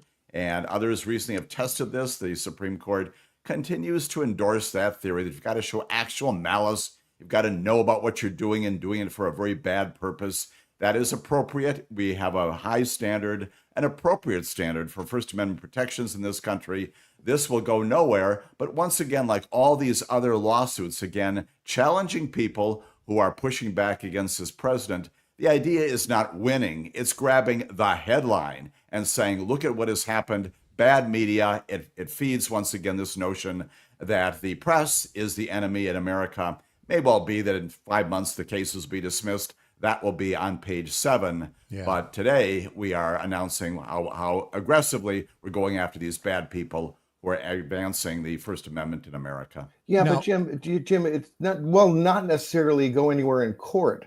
But at the same time, when Trump holds these other things against, like CBS, for example, the FCC is holding up a merger that they have planned. And so in effect, it's an extortion scheme, that they have to settle with the government in order to get their business to run. So they end up losing in court, or potentially losing in court, but that doesn't matter. It absolutely is. And it is a misuse and abuse, once again, of the judicial system to get this inappropriate result. It's, again, to threaten you in the public domain. I am consistently stunned, as the 2 or 3 of you have been also, that folks like CBS and others are seriously saying, we'll pay off this huge amount, any amount of money. Let's go to court. You bring this lawsuit, bring it. Let's go to trial next week. And why it is that intelligent lawyers in New York, other places, are not saying that is befuddling to me. We should note that along with hosting Amicus, a law review for 2 hours on Saturday mornings, we've got an extra 2 hours of Jim Santelle coming up this afternoon, guest hosting the Maggie Dawn Show. And you're going to be joined by a colleague, another former U.S. Attorney, John Vaudreuil. That's exactly right. We're going to chat about, frankly, an old issue, new again, which is whether or not that 2020 election was stolen. Believe it or not, John is out there advocating against those folks who pursue that, and we're going to have a good conversation with that. And probably also this other amazing story, a fellow named Emile Beauvais inside the Department of Justice, highest levels, who is apparently telling Department of Justice lawyers that they can tell federal judges no, and they can tell them something even more dramatic, which I will not repeat on morning radio. And he is also headed, for what it's worth, to a lifetime appointment on the Third Circuit Court of Appeals on behalf of this president, and frankly, but going to be confirmed by the United States Senate fairly soon. All stunning information we're going to be talking about this afternoon. A lot to cover here from 4 until 6. Mark, in terms of coverage this week of things, one thing that you've taken note of, and I certainly have as well, is there was so much. I mean, Joe Biden couldn't turn left instead of right and not be accused of cognitive decline. And yet what we've seen this week in terms of the claims about Iran and the crude language the president used at one point this week, I mean, again, there's that standard. If Joe Biden had done any one of these things, it would be, is he okay? And I'm still not seeing any mainstream outlets saying, is this guy okay? Because he's not okay. No, the guy drops an F-bomb on live video, when he's talking to reporters. It's crazy. And the thing that drives me nuts is that, Obama orders mustard on his sandwich and it's a big deal, or he wears a tan suit. I mean, the standards have changed so much, and it really means that I think it says that all these nitpicky criticisms of Democrats in the past were just that the right wing did not have any high standards for conduct by its politicians. They only wanted to nitpick on the other party because they're letting Trump get away with. He's also incoherent a lot, and he also just flat out lies. He said yesterday that they weren't changing Medicaid at all. He said flat out that they were not changing Medicaid at all, which is just a patently a lie. I mean, it couldn't be more of a lie. Jennifer, when the things that he's getting out there that other outlets are either not are giving him a pass on, but they're also picking up on some things. For example, the phrase big, beautiful bill. which again, he knows marketing, and he knows that if you're saying big, beautiful bill, you're perpetuating it. Now, some of us have taken that in another direction and had a play on words for it, but there are still newsrooms out there that will just simply take whatever is given them, in this case, big, beautiful bill, and run with it. And I get that that's, I mean, what was Joe Biden's? It was Build Back Better, originally. It just feels like reporters need to reclaim, the narrative of just call it the president's legislative agenda, or something like that. Talking points have become something that reporters seem to not even notice anymore. They hear it, they repeat it. And Trump is a master at it, and he has been now forever. And so there's all these phrases that are now part of journalism discourse and their reporting that I'm just continually stunned. I do not understand the double standard. I do not understand the acceptance of everything Trump. I can only imagine that they're so sucked into this vortex that it all seems normal to them. And so they just talk about it that way. Even the F-bomb thing that Trump did the other day on live television, it was a blip. Had it been the other way around, oh my goodness, it'd be huge. Oh my goodness, the strain from the norms and everything else.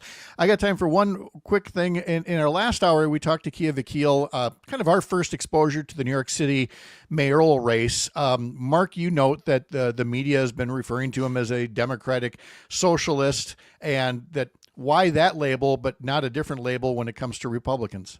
Well, right. I mean, if Mamdani he ran as a Democrat, so they could just call him a Democrat, but they call him a socialist accurately, I think. But they don't call, the Republicans fascists when accurately you could call them that.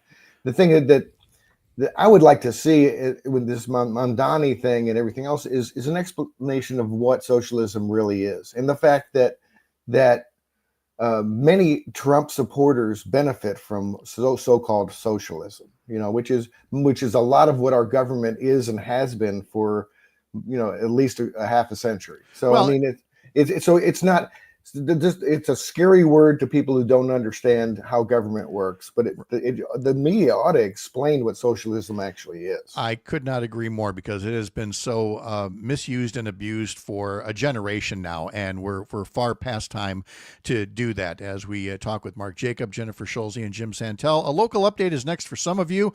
For the rest of you, a few more minutes with our Week in Review panel, and in our 8 o'clock hour, Kristen Lyerly, Emily Cephos, and Sports with Mike Clemens. This is the Civic Media Radio Network.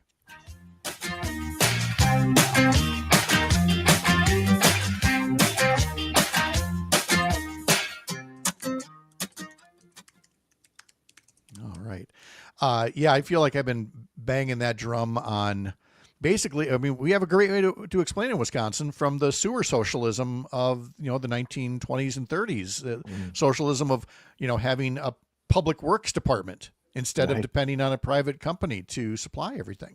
So, well, you have like 40% of the residents of Mike Johnson's congressional district get Medicaid. 40%. Mm-hmm. I mean, so this whole socialism is the demon. Well, it's the demon that you're But that using. 40% won't band together, because they're like, okay, you deserve it, but there's 39%, they don't. Everyone else is a freeloader. Yes. Oh my God.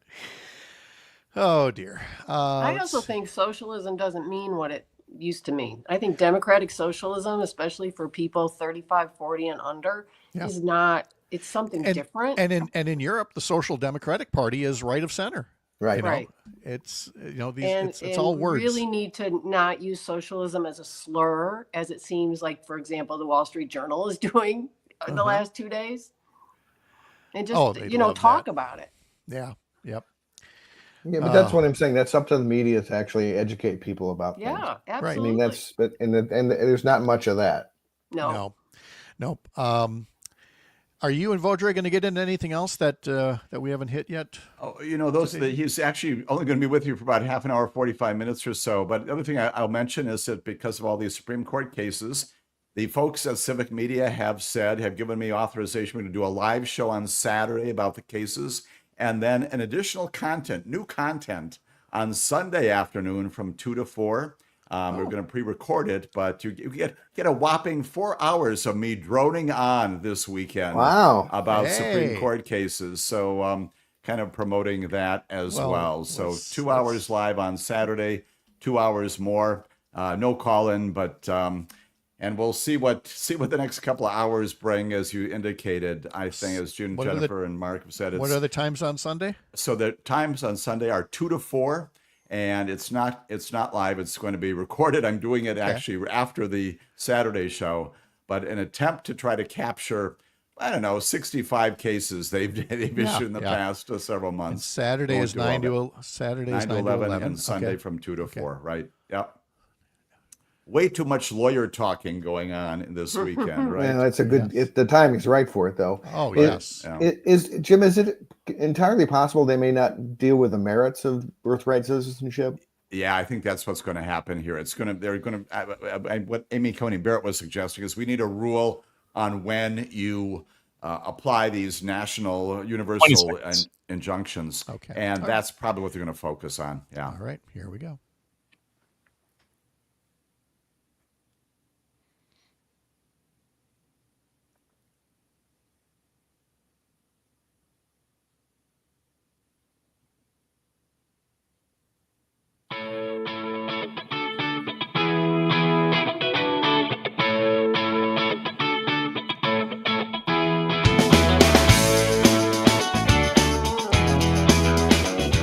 Reminder for this hour that if you text us PARK, P-A-R-K, through the Civic Media app, you are in the running for free Brewers tickets for Sunday afternoon's game against the Colorado Rockies at American Family Field. 4 tickets, great tickets, great seats. And to enter, just text PARK through the Civic Media app, and there will be other chances to win with keywords throughout the course of the day here on the Civic Media Radio Network. Let's break a little Civic Media news here, that there will be not just your usual edition of Amicus, a law review with Jim Santelle Saturday morning from 9 to 11, but a special bonus edition on Sunday afternoon, Jim. That's exactly right. Just because we won't get through everything plainly, whether it's this afternoon or certainly tomorrow. We've got all these major decisions, can barely keep up with it, as we indicated before. And so in addition to the live show, call in from listeners, much encouraged on Saturday. Sunday, we're not going to be taking any callers, but we're going to review those cases we did not get to on Saturday. So exactly right, Pat, 2 hours of content this weekend on Civic Media, 2 to 4 Sunday, Saturday morning, 9 to 11. And no small cases once again. I should also mention again, the major redistricting case is going to change once again how we understand line drawing when it comes to districts in America, whether it's race-based, political-based, and that issue also going to be looming large. And frankly, in a couple hours, we'll talk about it this weekend. Jim, the other thing we're not going to get into now because we want to keep things, with Mark and Jennifer here, but I do want you to look back, if you haven't already, at my very sound legal reasoning as to why I think the Wisconsin Supreme Court, even in a unanimous decision, I think they may have missed the mark on this ruling that restricts some of Governor Tony Evers' veto powers. And so if folks missed it, I think it was Thursday morning in the 6:35 segment. Go back and listen to that, and you'll hear a guy who never went to law school, but I read the opinion and I know how to use Google. I should have my own edition of Amateur Amicus, is what it should be. and turn the broadcast into a law school, Pat. There's no reason why the ABA should accredit this very program every single morning, right? Well, yes, but I do want to ask you in the future about that at some point. We'll do that. Because you mentioned redistricting, the court also deciding without comment not to redistrict the congressional maps in Wisconsin. So let's come back to both of those things next week if we can. But Mark, I think it was you that asked Jim a question about birthright citizenship and what the decision might look like today. Was that you, Mark? Yeah, I mean, the question is whether they're going to deal with the merits of birthright citizenship or just deal with the issue of whether a federal court can on the district level, I guess, can nullify or halt a presidential order. So, Jim, what's the deal with that? And that's exactly right. It appeared from the oral argument that that's where almost all the Supreme Court justices were going.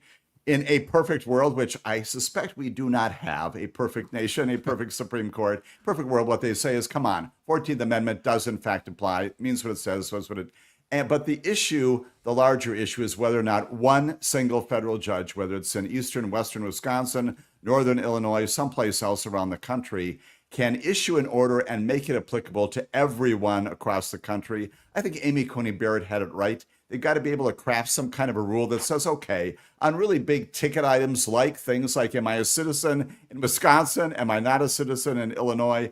Those kinds of things that capture larger issues, that maybe you can permit federal district court judges, subject to appeal, to issue those kinds of orders. There may be other things, very local in nature, regional in nature, where you say, you can't do that. And indeed, some of the federal judges are doing just that. They're making their judgments applicable only in their particular federal districts, only applicable to the particular plaintiffs who are appearing in front of them. I think that's what they're going to do, but because we're predicting that, that's almost certainly not what will happen this morning. But that's what they should do in a very thicket of a very difficult situation here, legally trying to untangle all this that the president created. The president created this in the end. And Jennifer, your newest edition of Indistinct Chatter that you can find on Substack is titled Obliterating the Truth. It is welcome news that so many reporters are digging for answers on the Iran bombing and refusing to stick to Trump's script. And it's one of the things I like about your column is, I can throw stones all day long. It's, I'm an old man. It's what I do now. Whereas you're looking for the positives and you're seeing the positive aspects of some of the media doggedness on this story. Well, it's something that we haven't seen a lot of. And so when we do, it jumps out a lot. And it did this week. I don't know if it's the topic. I don't know if national security reporters have a different sensibility than, say, political reporters. But it seems like the press was a lot more aggressive this week in getting to the facts of things and not falling for a lot of the PR and talking points from Trump. So I'm encouraged by it.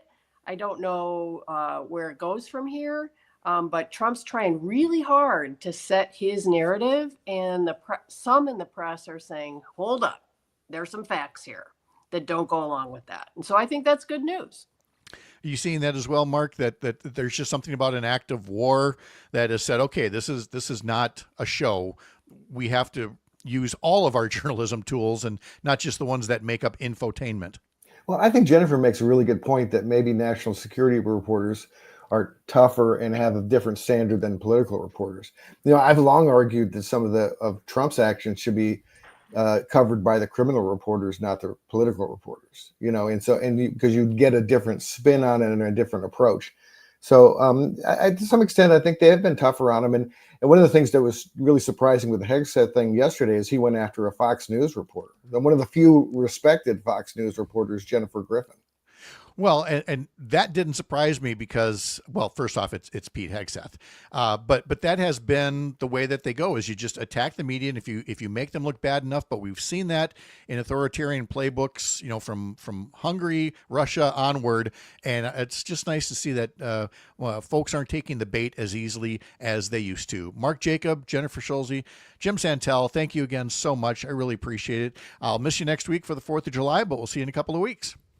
Always a pleasure. See you then. All right. Happy 4th, everybody. Coming up in our 8 o'clock hour, Kristen Lyerly, Emily Cephos, and Mike Clemens has sports. Remember, you can follow my team all day long at upnorthnewswi.com. We'll be back.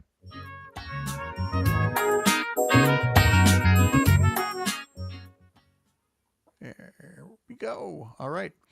Thank you, guys. Appreciate it. Happy 249th birth of the nation, right? Yeah. I'm not putting money down on 250. I am right. Definitely not. All right. Talk to you later. Care. Thanks again. Okay. Bye-bye. Oh, hey, Jim. Yes. I do want to pick your brain about that veto thing. I know you've had so much other stuff on your plate. Absolutely.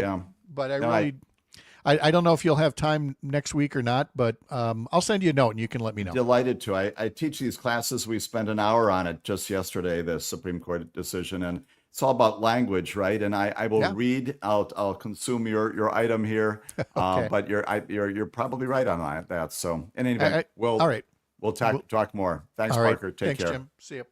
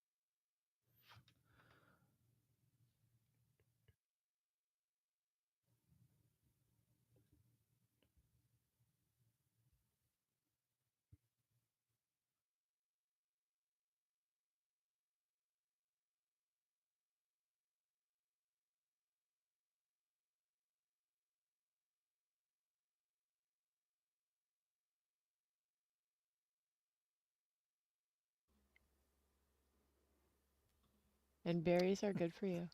There we go. Hi, guys. Hi. How are you? Good. Emily, you hearing us okay? Let me try this one. Let's see. Emily, you're in one of these boxes, I hope. I've got two Emily boxes here, but I'm not hearing you on either one. And you might not be hearing us either.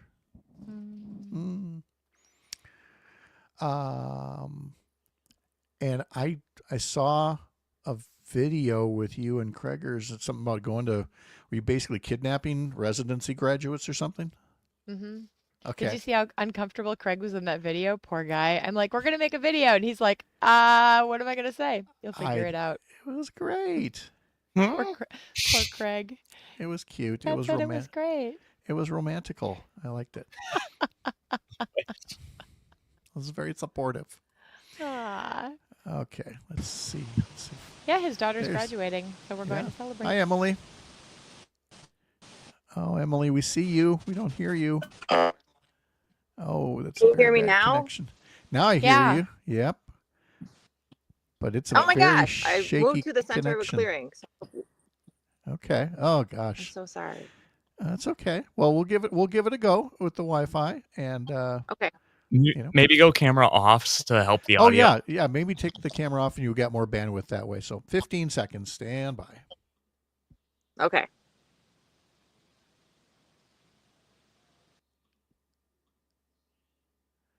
I've got you in the waiting room for a little bit here.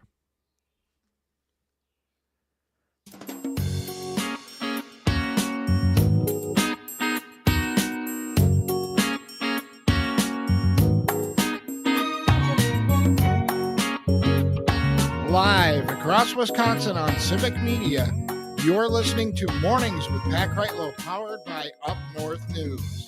Now, from our Lake Wissota studio, here is the founding editor of Up North News, Pat Kreitlow. Good morning. It's 8:06 on this Friday morning, June 27th, 2025. Nice to have you here up north. Parker Olson standing by in Madison Studio 2A.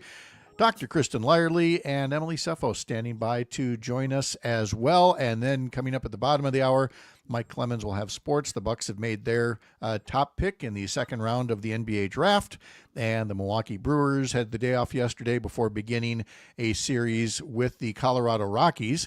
I can tell you that tonight's game, you can hear the pregame coverage beginning at 6:35 on several Civic Media stations. So they play tonight. They play tomorrow. Let's see, tomorrow is a mid-afternoon game, 3:10.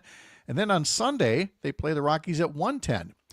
If you could maybe go to that Sunday afternoon game and would like free tickets, it's Free Ticket Friday. All you got to do is go to the Civic Media app and text us this keyword, PARK, P-A-R-K.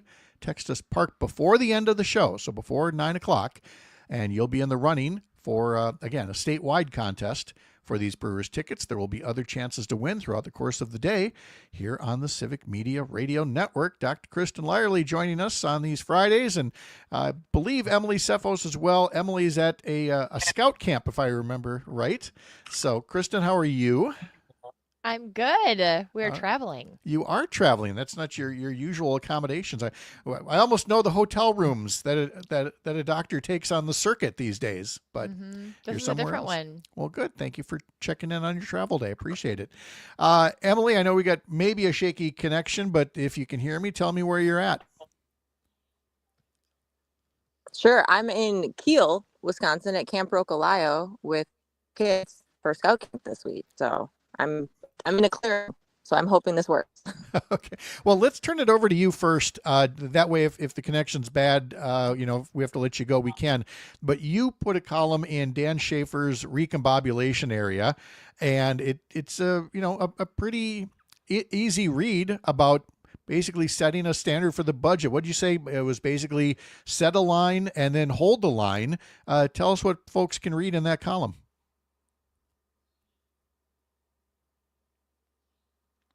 Emily? Oh no. It did sound like a kind of a shaky connection there. So I know. Rural broadband. We need more rural broadband. Rural broadband now, boys and girls. Yeah. Yeah. It's a great article, though.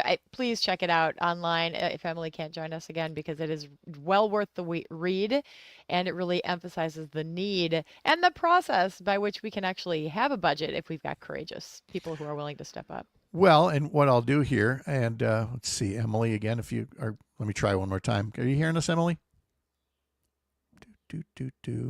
Oh, I don't think it's going to work. Oh, well, we'll try to get her next week here, because there will be an update on the budget. But here's the headline from the article: "Draw the line and hold it. How Governor Evers and Democrats can step up in state budget negotiations." And, she talks about how the governor's positioned himself as the adult in the room, rightly so. And as much as he likes to compromise, she writes, you can't compromise with a party that isn't negotiating in good faith. Mm-hmm. And now, Kristen, given that the state Supreme Court has, for whatever reason, greatly reduced the way that the governor can use his veto pen, and basically allows Republicans to split up appropriations into multiple bills, and some of the bills the governor can't partially veto. I'm a little concerned now that even though Joint Finance is meeting today, they're going to try to do everything all at once today, try to pass the budget early next week.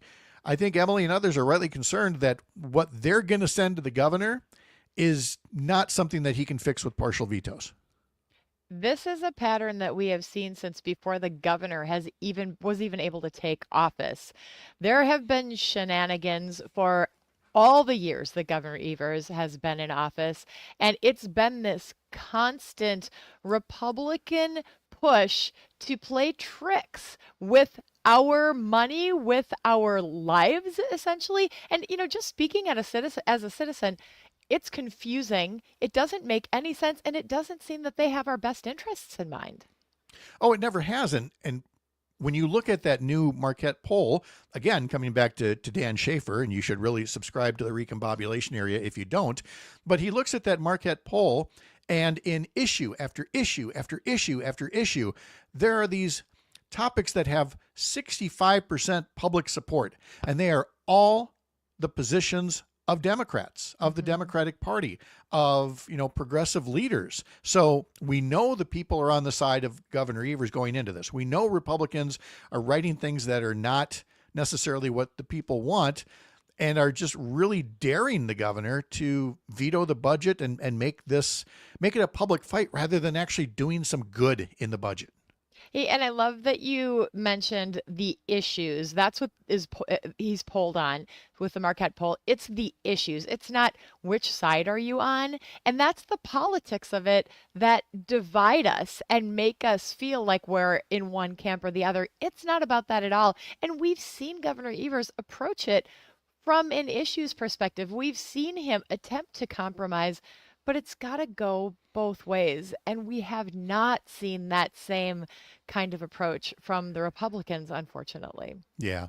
Emily writes, the pattern is predictable. Republicans create a crisis, block every solution, and then blame government for the fallout. And so when Democrats respond with silence or softened demands, we don't look principled, we look complicit. And Emily goes on to say about using the bully pulpit to the governor. Where's the tour from Bayfield to Kenosha with lawmakers and activists to save childcare counts? Where are the joint press conferences with superintendents, childcare providers, and parents? Why not hold a primetime address and say clearly the Republican legislature is sabotaging your schools, your childcare, and your communities? This is about accountability. People deserve to know who is standing up for them and who is standing in the way. Kristen, Emily has put very succinctly on paper what you and I have been hearing from people throughout the state over the past couple of months. And some of these little nodes of activism that we're seeing, like child care provider Corinne in New Glarus, who has been, not only does she have a hard job where she's taking care of all of these kids and growing the future of the state, but she's also doing all of the work in Madison. She's organizing, she's raising this issue and helping people understand what's at stake here. And we are seeing regular people all across the state stepping up and doing this work, but it really needs to be our elected leaders. It really needs to be the media. We need more because people really need to understand that our government is not working for us, and we can make it work, but we've got to engage as citizens to make this happen. One more excerpt in closing. Emily writes, Governor Evers, you were elected to protect Wisconsin families, not to politely coexist with those trying to hurt them. If Republican lawmakers refuse to govern, don't help them hide it. Shine a light, use your voice and your power. If 2025 is truly the year of the kid, don't settle for anything less than they deserve. Draw the line with this budget and hold it. And again, this is a great sentiment, but and I'm just looking here on YouTube. Yeah, Emily is right. Alicia writes on there. But again, here's the wrinkle is that Republicans, if Evers vetoes the budget and says, start over again, they don't have to. They can say, nope, we don't want to. And so the current budget that expires next week would just carry over. And again, that has pluses and minuses, but Kristen, I've been talking to people who have been saying, you know what, for the relative crumbs that might be in a new budget, we may as well stick with the old one rather than go backwards. Yeah. It's just not worth it. And again, there are examples after examples of Republicans just standing in the way, failing to work in the best interests of the people of Wisconsin. I mean, Pat, you talked about this yesterday. You talk about this all the time. They haven't approved any of Governor Evers' nominations for cabinet people, for appointed positions in all different places, like hundreds of people who we need in these roles to make government work. They just don't want to. They just don't want to do their jobs because they want to be obstructionist. That's not how government works. That's how government doesn't work, and they're not working for us. No, it's how power works, and these are power plays, and that's why I was so concerned about this state Supreme Court decision this week restricting the veto. Is that Republicans, the way that I interpret it, can basically turn the Joint Finance Committee's quote unquote supplemental fund into a slush fund and put even more money into it and say, we'll decide when we want to dole out the money if we can. So that needs to be reformed. The confirmation process for the governor and the state Senate, that needs to be reformed. The rulemaking process, all the things where Republicans have found a way to kind of rig the rules, and it's blocking all this progress, which becomes a self-fulfilling prophecy. They're the ones that love to say government is broken, government doesn't work. We hear that from people all the time. They voted for Donald Trump because they're like, well, government doesn't work. We got to try something new. We need to do a better job of calling out the people who government would work were it not for them. Maybe it's just these three words. You broke it. Yeah. You broke it. And it's given future legislators a path forward. I think that is something that those of us who are really interested in the future of Wisconsin need to look at all of these places where they have inserted themselves and defied norms and acted outside of the realm of what they have done traditionally and what moves the state forward. And just all of those little fixes are opportunities for us in the future. We just got to get there. What do we have for the Dr. Kristen Lyerly show on Saturday? Oh, it's such a good show. Men for Choice. Why should men be involved in the conversation about reproductive rights and abortion? Alan Tipple, who is the Wisconsin youth organizer for Men for Choice. This is an amazing organization that pulls men in and teaches them how to have this conversation, why to have this conversation, empowers them with the knowledge and the ability to move forward. Also, my oldest son, Abe, joins us, and my partner, Craig. So it becomes a very personal discussion, and I think you're going to like it. I almost hear the Brady Bunch theme in the background here. It's like we got the whole family together talking about these things. So yeah, we've got a lot to cover. And then what time does the show air? 3:00 on Saturday and Sunday, and of course, streaming on the Civic Media Network and wherever you get your podcasts. Yes, podcasts you can get to as well. Hey, that's a great opportunity to promote that we've got this thing, Spotify and Apple and the website. All of it. And subscribe to her show, to my show, to all the shows, to all the things. Do that and listen on demand if you can't catch us live. It's why Kristen goes through all this work. When we come back on the other side of the break, some of you will be taking a little local break here, and others will stick around as Kristen and I discuss the US Supreme Court's decision out of South Carolina that allows politicians to essentially cut off Medicaid payments to Planned Parenthood. And what is that going to do to basic health care, not abortion care? Basic health care for everybody, men, women, and children throughout rural Wisconsin, throughout rural America. We'll talk about her trip to Washington, D.C. to mark the 3rd anniversary of the Dobbs decision as well, and whether that's had any kind of an impact on, the total number of abortions that women will need and are seeking and are getting or not getting in this country. That's all ahead here on the Civic Media Radio Network. I'm Pat Kreitlow. Mike Clemens coming up at 8:35.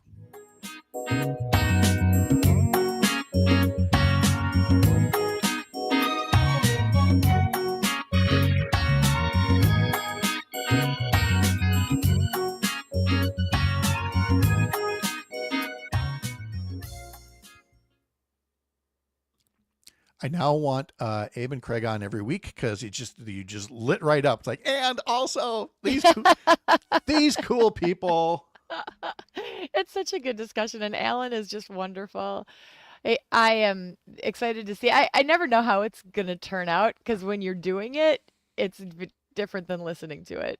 But when we were having this conversation, when it was over, we were like, we could keep going. So we're actually going to do another episode on young men and their political views and how we have failed to address them, or how we did fail to address them in the past cycle, and what we can do better in future cycles. Kristen Lyerly is going to fix men because we are broken, especially Dude, younger men. Yeah. I love men. I know, but we're broken right now. I mean, Yeah. I don't know. I don't know what broke us, but Populism. it wasn't. Yeah, it wasn't the things that they've been fed to. Yeah. Oh, let's We get see. distracted by the shiny things. Yes. Oh dear Lord, I can't believe this headline. Eric Hovde is considering a run for governor. Great. Go for it.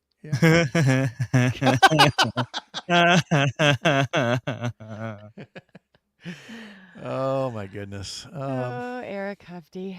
Oh, wait a minute. Here's the full headline. Eric Hovde and Tim Michels considering runs for Wisconsin governor. Awesome.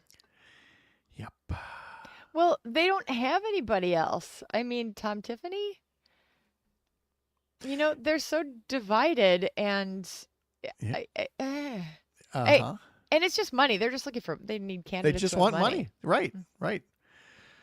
Oh, just because they're terrible fundraisers. We know this because people don't believe, like regular people do not believe in the messages that they are selling. So they need rich people to run, and rich people do not represent regular people. Yep. It's a vicious cycle for them. I know. It's Crazy. crazy. Oh my goodness. All right, 15 seconds.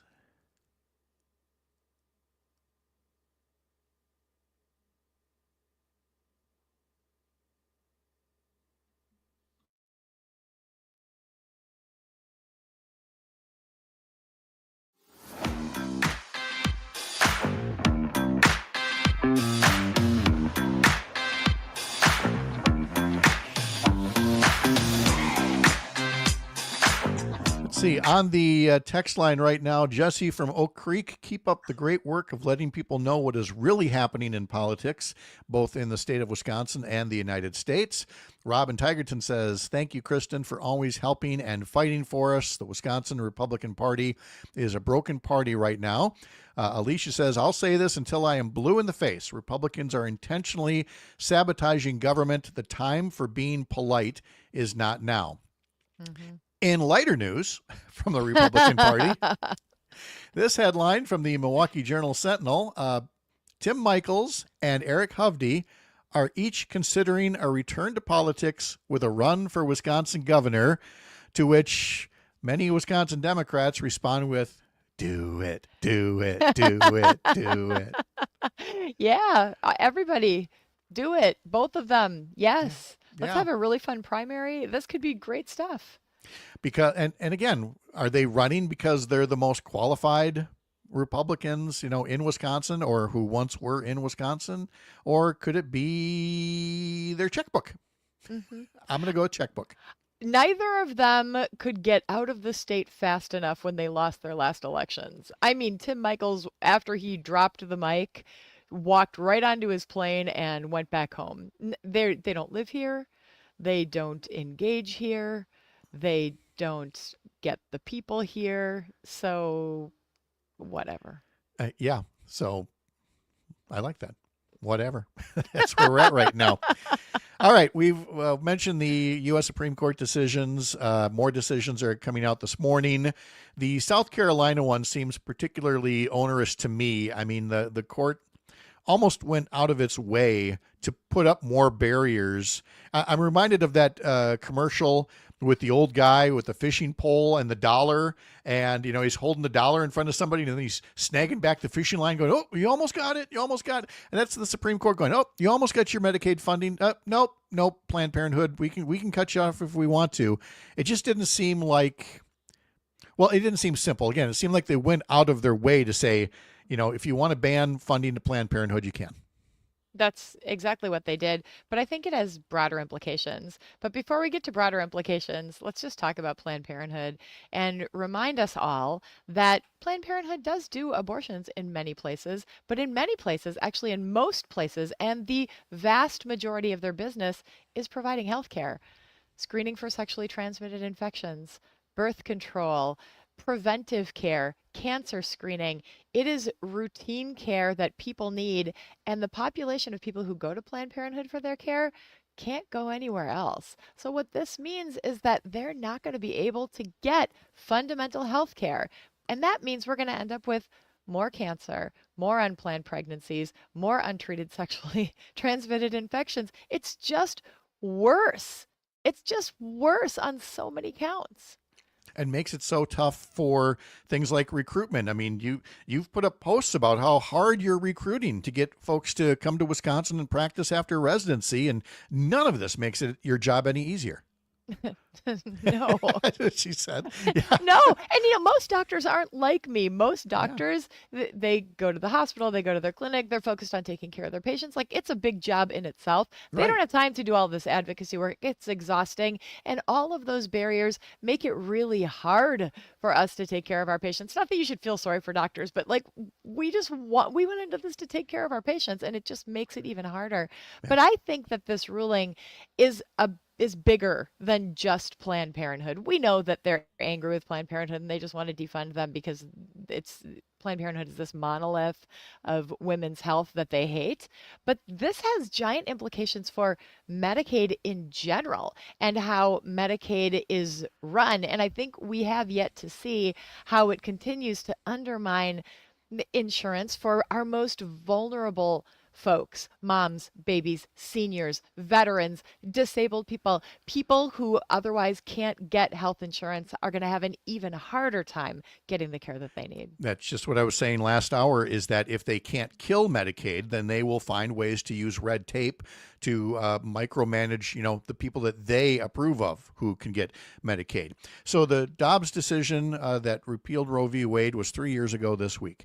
And while in some states the number of abortions has dropped to near zero, the total number of abortions nationwide has risen gradually, or rose again in 2024, thanks to telehealth, medication abortion. And so, Kristen, again, it was a hard decision, but providers are doing what they can to continue to provide the care that their patients need. If the goal really is to prevent abortion care, the means of doing it is clearly not working. If you really want to prevent abortion care, then make sure people can get health care. Make sure people can get access to contraception and education. And when they get pregnant, make sure that they get the care that they need and they feel safe and secure in that care. That's how you approach it, not by banning it. Banning it just moves it underground and makes people find alternative ways to get the care that they need. Get again, comprehensive health education, the mental health care that Governor Evers is talking about putting in schools, because again, something that is as big as physical medical care is self-esteem, which can come through proper mental health care. It is such a multifaceted thing. It's complex. There's not some one easy, simple, political, one size fits all solution, despite what some people on one side of the spectrum think. And I'm so glad that we have advocates, like you, helping to point that out and helping patients be better advocates for themselves. Kristen Lyerly, safe travels. Have a fun weekend. And are we going to see you Monday morning? I'll be there Monday morning, but when I leave here, I'm going to go across the street to the Rock and Roll Hall of Fame. Wow. Well, now we have a topic for Monday morning at 6:30. It's Springsteen weekend. Oh, fun. Uh-huh. All right, well, turn that computer off. Go enjoy. Okay, bye. Okay, bye. Kristen Lyerly back with us Monday morning at 6:30 here on the Civic Media Radio Network. And when we come back, Mike Clemens is going to be here. We'll talk sports, a big series for the Brewers against Colorado. The Bucks make a pick in the NBA draft. That and more coming up in just a bit. I'm Pat Kreitlow.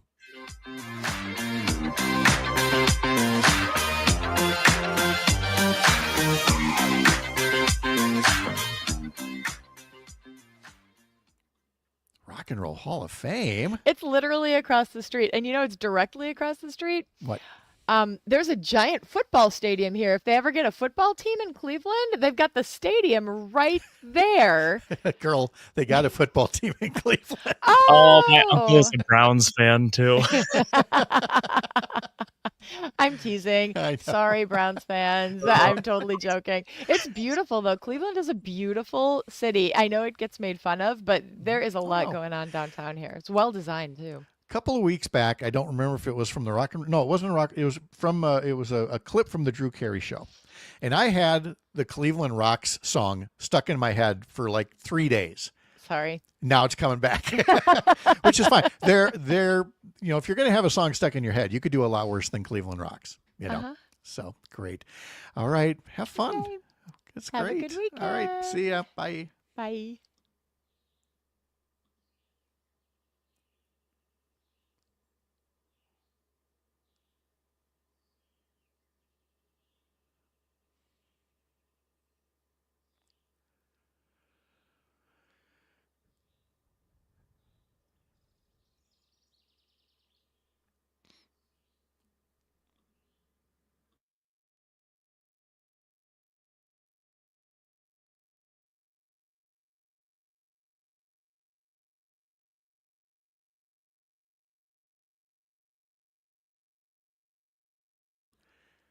And now we get to play Where is Dom?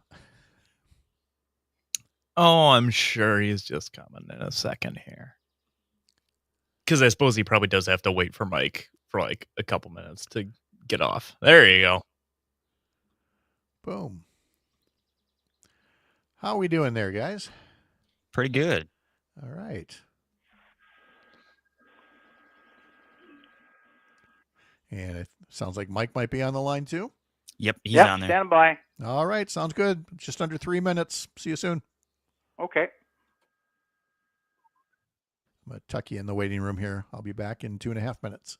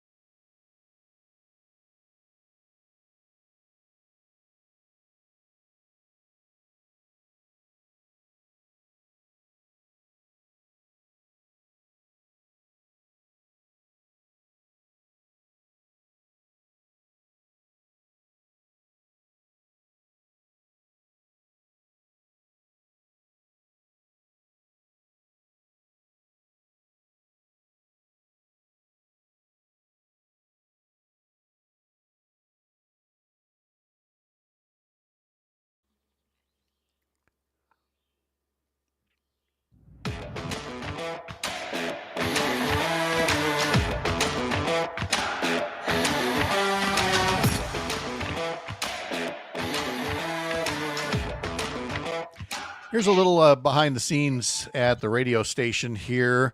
When we have guests come in and they join us through an online portal, we have, of course, the virtual studio here that they appear with us inside of that. But we can also have them off the air, so they're here on the website, but they're in something that we call the waiting room. And so guests will check in and we'll say, okay, I'm going to tuck you into the waiting room for the rest of the commercial break. And Alicia puts on YouTube, the waiting room sounds so cozy when you say you'll tuck people into it. Thank you, Alicia. Yes, we have we sometimes refer to the secret show online when we're just yapping with each other during commercial breaks, because folks on Facebook and YouTube can still hear us, and hopefully our bosses can't. Maybe instead of the secret show, we call it the waiting room. We'll just tuck people into it. Yeah. So let a soundbite for that. Yeah. So let me open up the door to the waiting room and pull Mike Clemens out of there and have him join us to talk a little sports for the weekend here. Mike, hello. How are you? See, it's so cozy. You guys have got the heated blankets. I had my little hot fudge sundae that you served.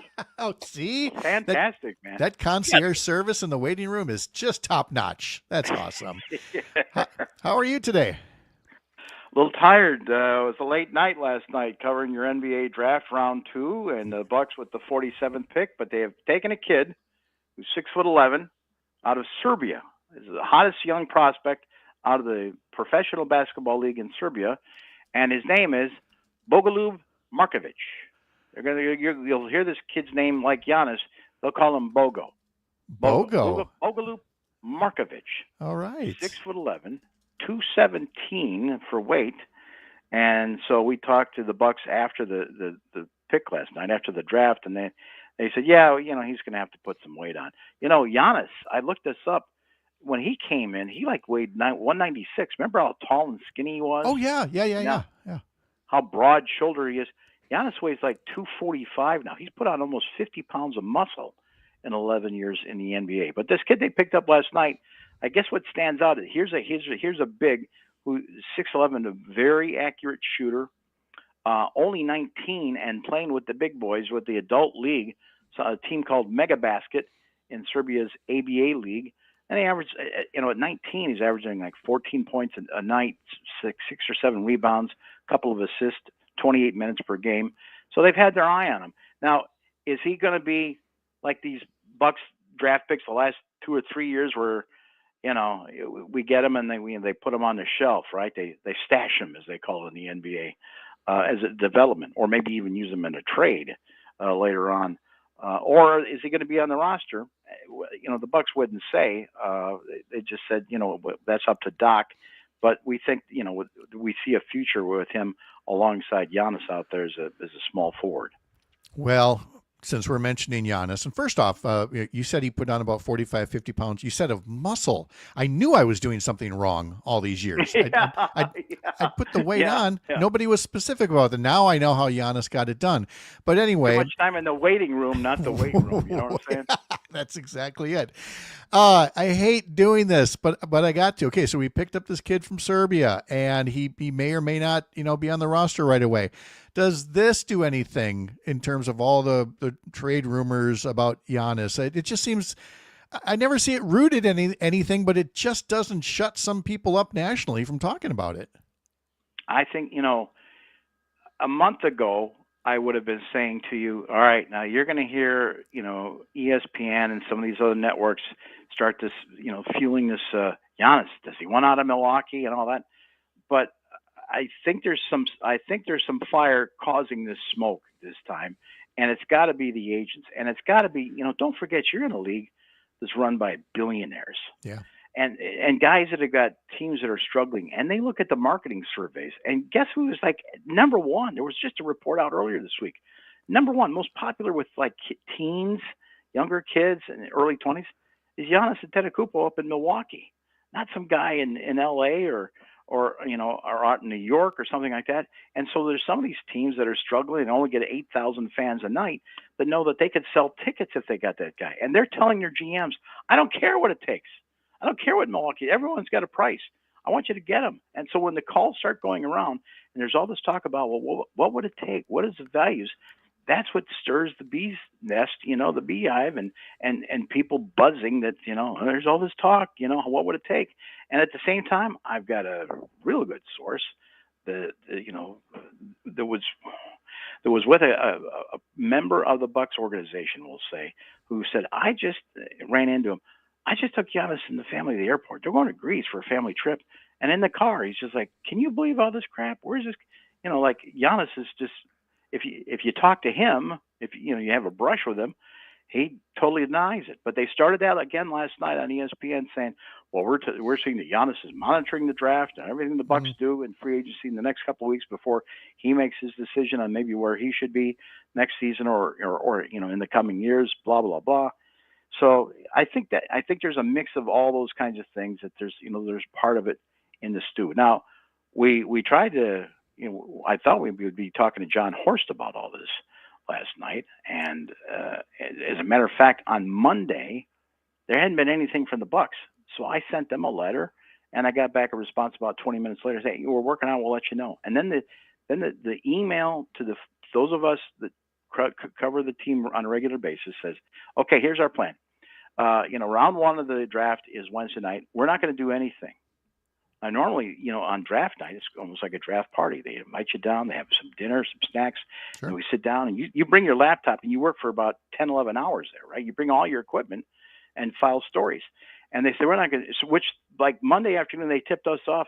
Yeah, they don't anticipate anything happening for them in the first round, like a mega trade or anything. Come Thursday night for the second round, and we'll open the doors at 6, and then we monitor the draft, and then we'll bring in GM John Horst down to talk about what we did with the second round. So we thought, okay, we'll ask him some draft questions about the pick, and we can ask him some Giannis questions, right? Because we haven't talked to him since the season was over with.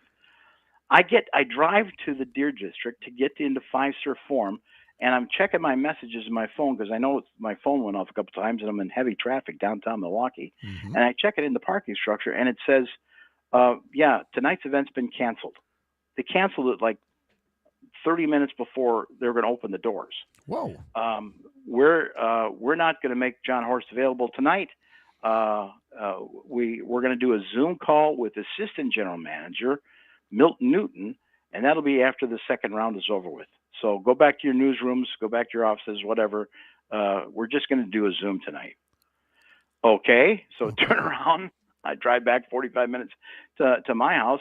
And, Milt came on, and he was very good and talking about, Bogo and this kid they picked up from Serbia. And then during the coverage, one of the reporters was monitoring what they're saying on ESPN, like, oh, Giannis is watching this very closely. So they asked him for comment on that. And he says, I'm not here to talk about Giannis. I'm just here to talk about the draft pick. And here's what's probably going on. Here's what the next chapter is. Okay, so they got through maybe they try to trade out, maybe they try to get trade up, whatever. But next will be they signed a kid with a two-way deal out of Alabama, Mark Sears. So he'll be part of both their roster and their G League team. They save money on that. But free agency is coming up, and Horst has got 2 or 3 other moves coming probably in the next week or two. So he just, he wasn't going to talk to us. But to find out 30 minutes before they were going to open the doors and have an event to cover like that was pretty unusual last night.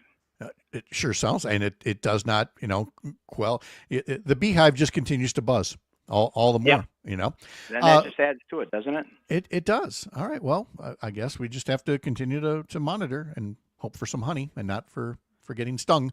Let's turn over to baseball. Before we get to the Brewers, though, I think that this is a story that we're going to share next as a reminder.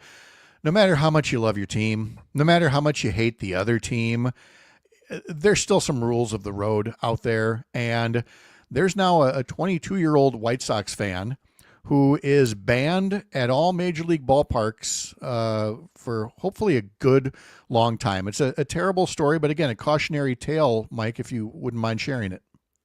Yeah, the other night at White Sox Park on the south side of Chicago, they're hosting the Arizona Diamondbacks. And Ketel Marte's, in the batter circle there, he's getting warmed up.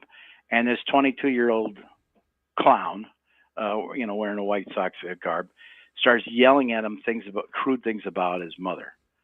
And Marte starts to cry. And Torey Lavello, the manager, sees this from the dugout, comes out and runs to check on what's the matter with his player. And he hears this crap coming from the stands. And he turns to this fan and to the ushers and says, do you know, and he's swearing at him, but basically saying, do you know his mother has died? His mother's dead. Knock it off. And he's talking to us like, get rid of this guy. Because it was like back in 2017, Marte, young ball player, was on the phone to his mom, I think Dominican Republican, but like 30 minutes after they hung up, she was in a fatal car accident and died. And so for this guy to be, mocking this guy's mom, it hit him the wrong way. And, he ended up going 0 for 4 that night and breaking down like that. It was, but just a real ugly, stupid situation. There was one this spring in Cleveland where the Red Sox were playing there. And the Red Sox have got a player named Jaron Duran who had done a documentary about the pressures of being a ball player. He talked about it at one point. He was so much pressure, he contemplated suicide.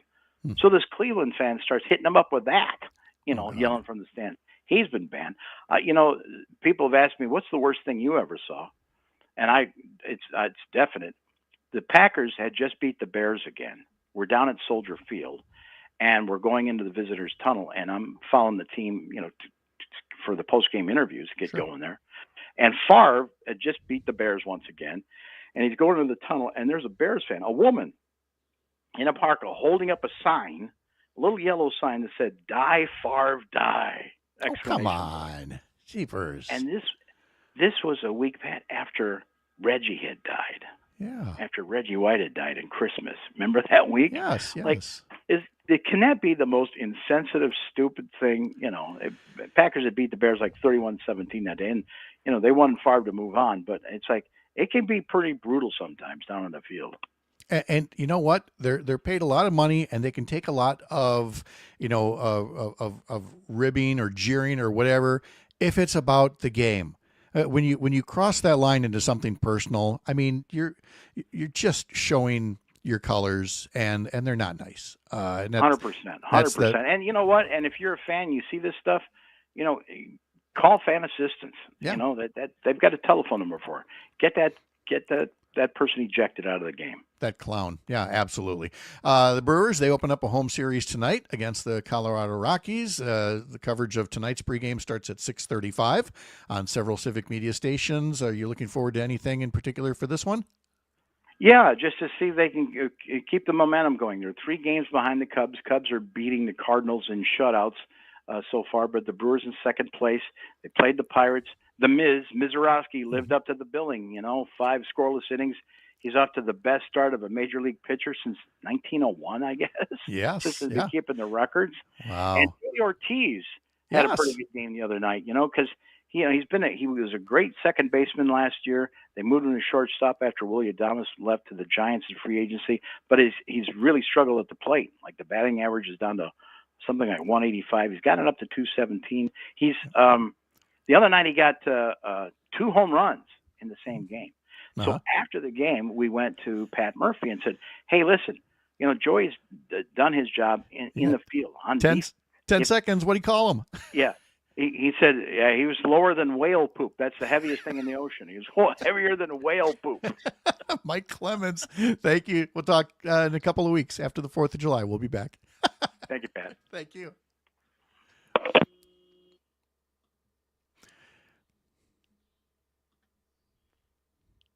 Whale poop, huh? Whale poop. Yep. All right. I don't think he said poop. Oh, Murph? Murph? What? No. Oh, gosh. All right. Let's see. Thank you, Dom. Thank you, Dom.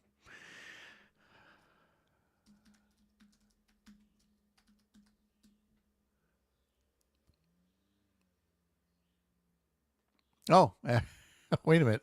That might be the actual quote. Let's see here. Actually, it might have been at a press conference. So maybe it was.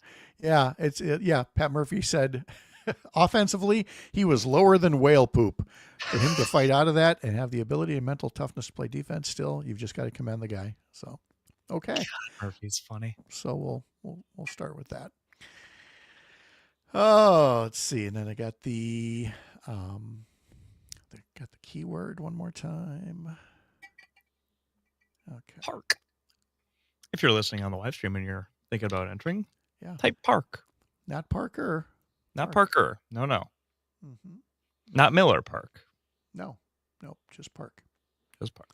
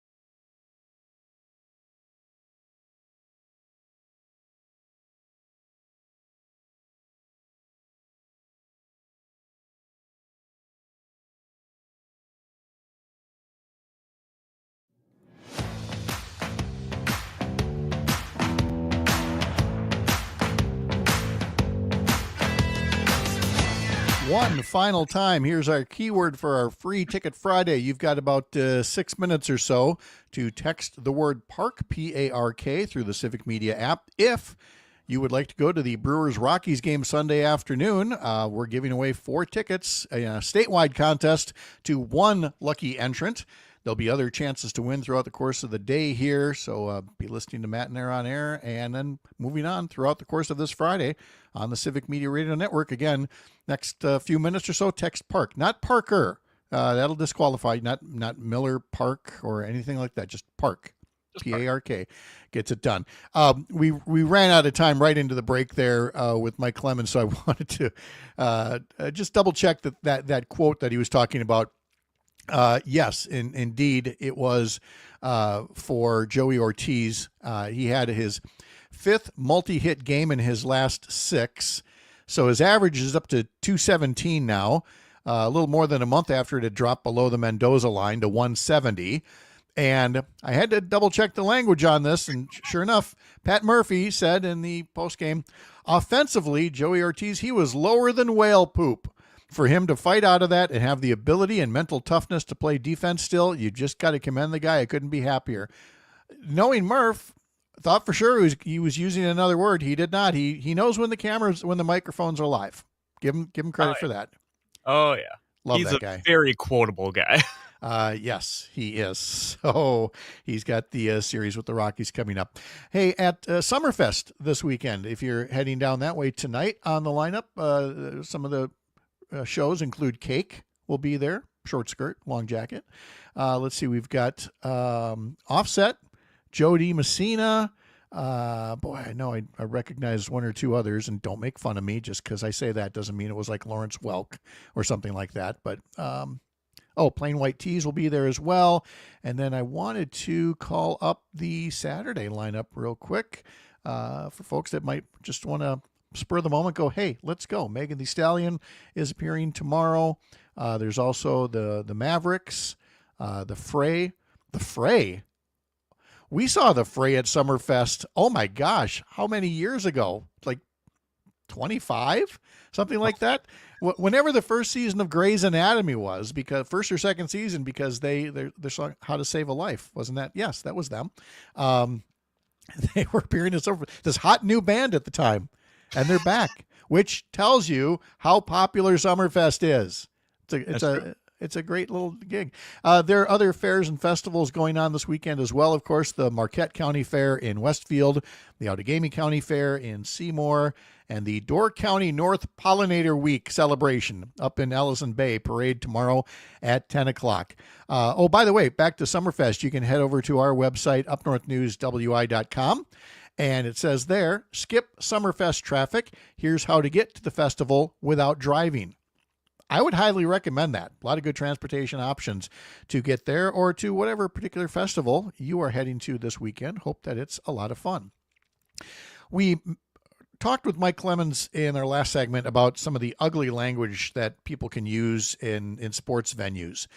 It is not restricted to sports. We spoke earlier with Keya Vakil from Courier Newsroom about the New York City mayor's race and the surprise win this week by Democratic Socialist candidate Zohran Mamdani. And the headline in the New York Times here says, right-wing Republicans in Congress attack Mamdani with Islamophobic comments.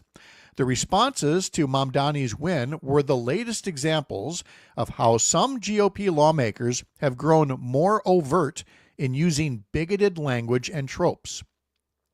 So, I mean, tip your cap to the New York Times, because I'm one who has often said, stop tiptoeing around these things. If something is racist, call it racist. If it's Islamophobic, if it's bigoted, call it that. And the New York Times is finally doing it. And you understand why when you see something like this. Is a member of Congress, Andy Ogles, a far-right Tennessee Republican, used Islamophobic language on social media to refer to Zohran Mamdani in a way that said he should be deported. He's not deportable. He's an American citizen. Congresswoman Nancy Mace, Republican of South Carolina, and personal opinion, lowlife, implied that Mr. Mamdani was somehow tied to the 9/11 terrorist attacks. He was 9 years old when that happened. That came after Marjorie Taylor Greene of Georgia reacted to Mamdani's apparent victory with an edited image of the Statue of Liberty clothed in a burqa.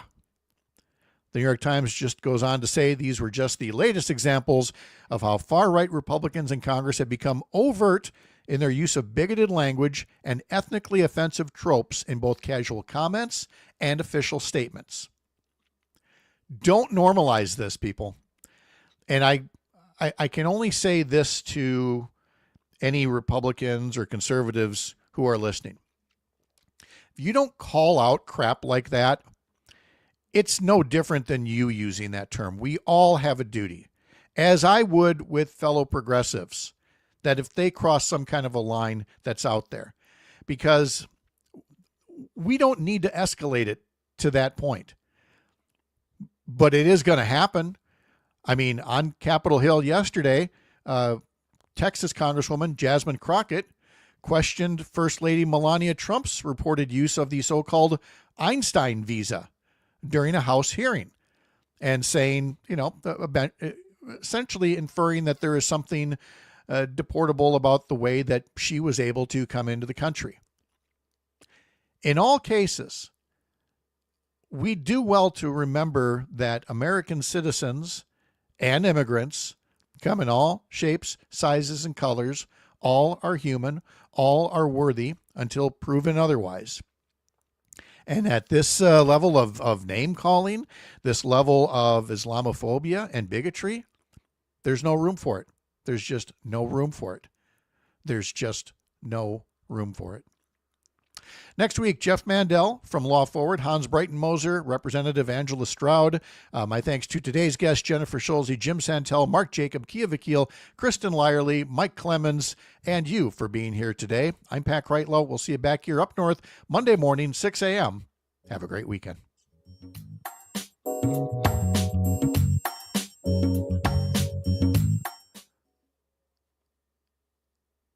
And Alicia, you're right. They have been left off the hook for so long that now they feel comfortable being overtly horrible. And you're right. Yay, the New York Times is calling it out now, but they sure as hell should have a lot more. So let's see. And there's this. Yeah, we'll go. Not everything in the comment section is helpful. I'm glad Alicia is. Thank you. All right, everybody, have a great weekend.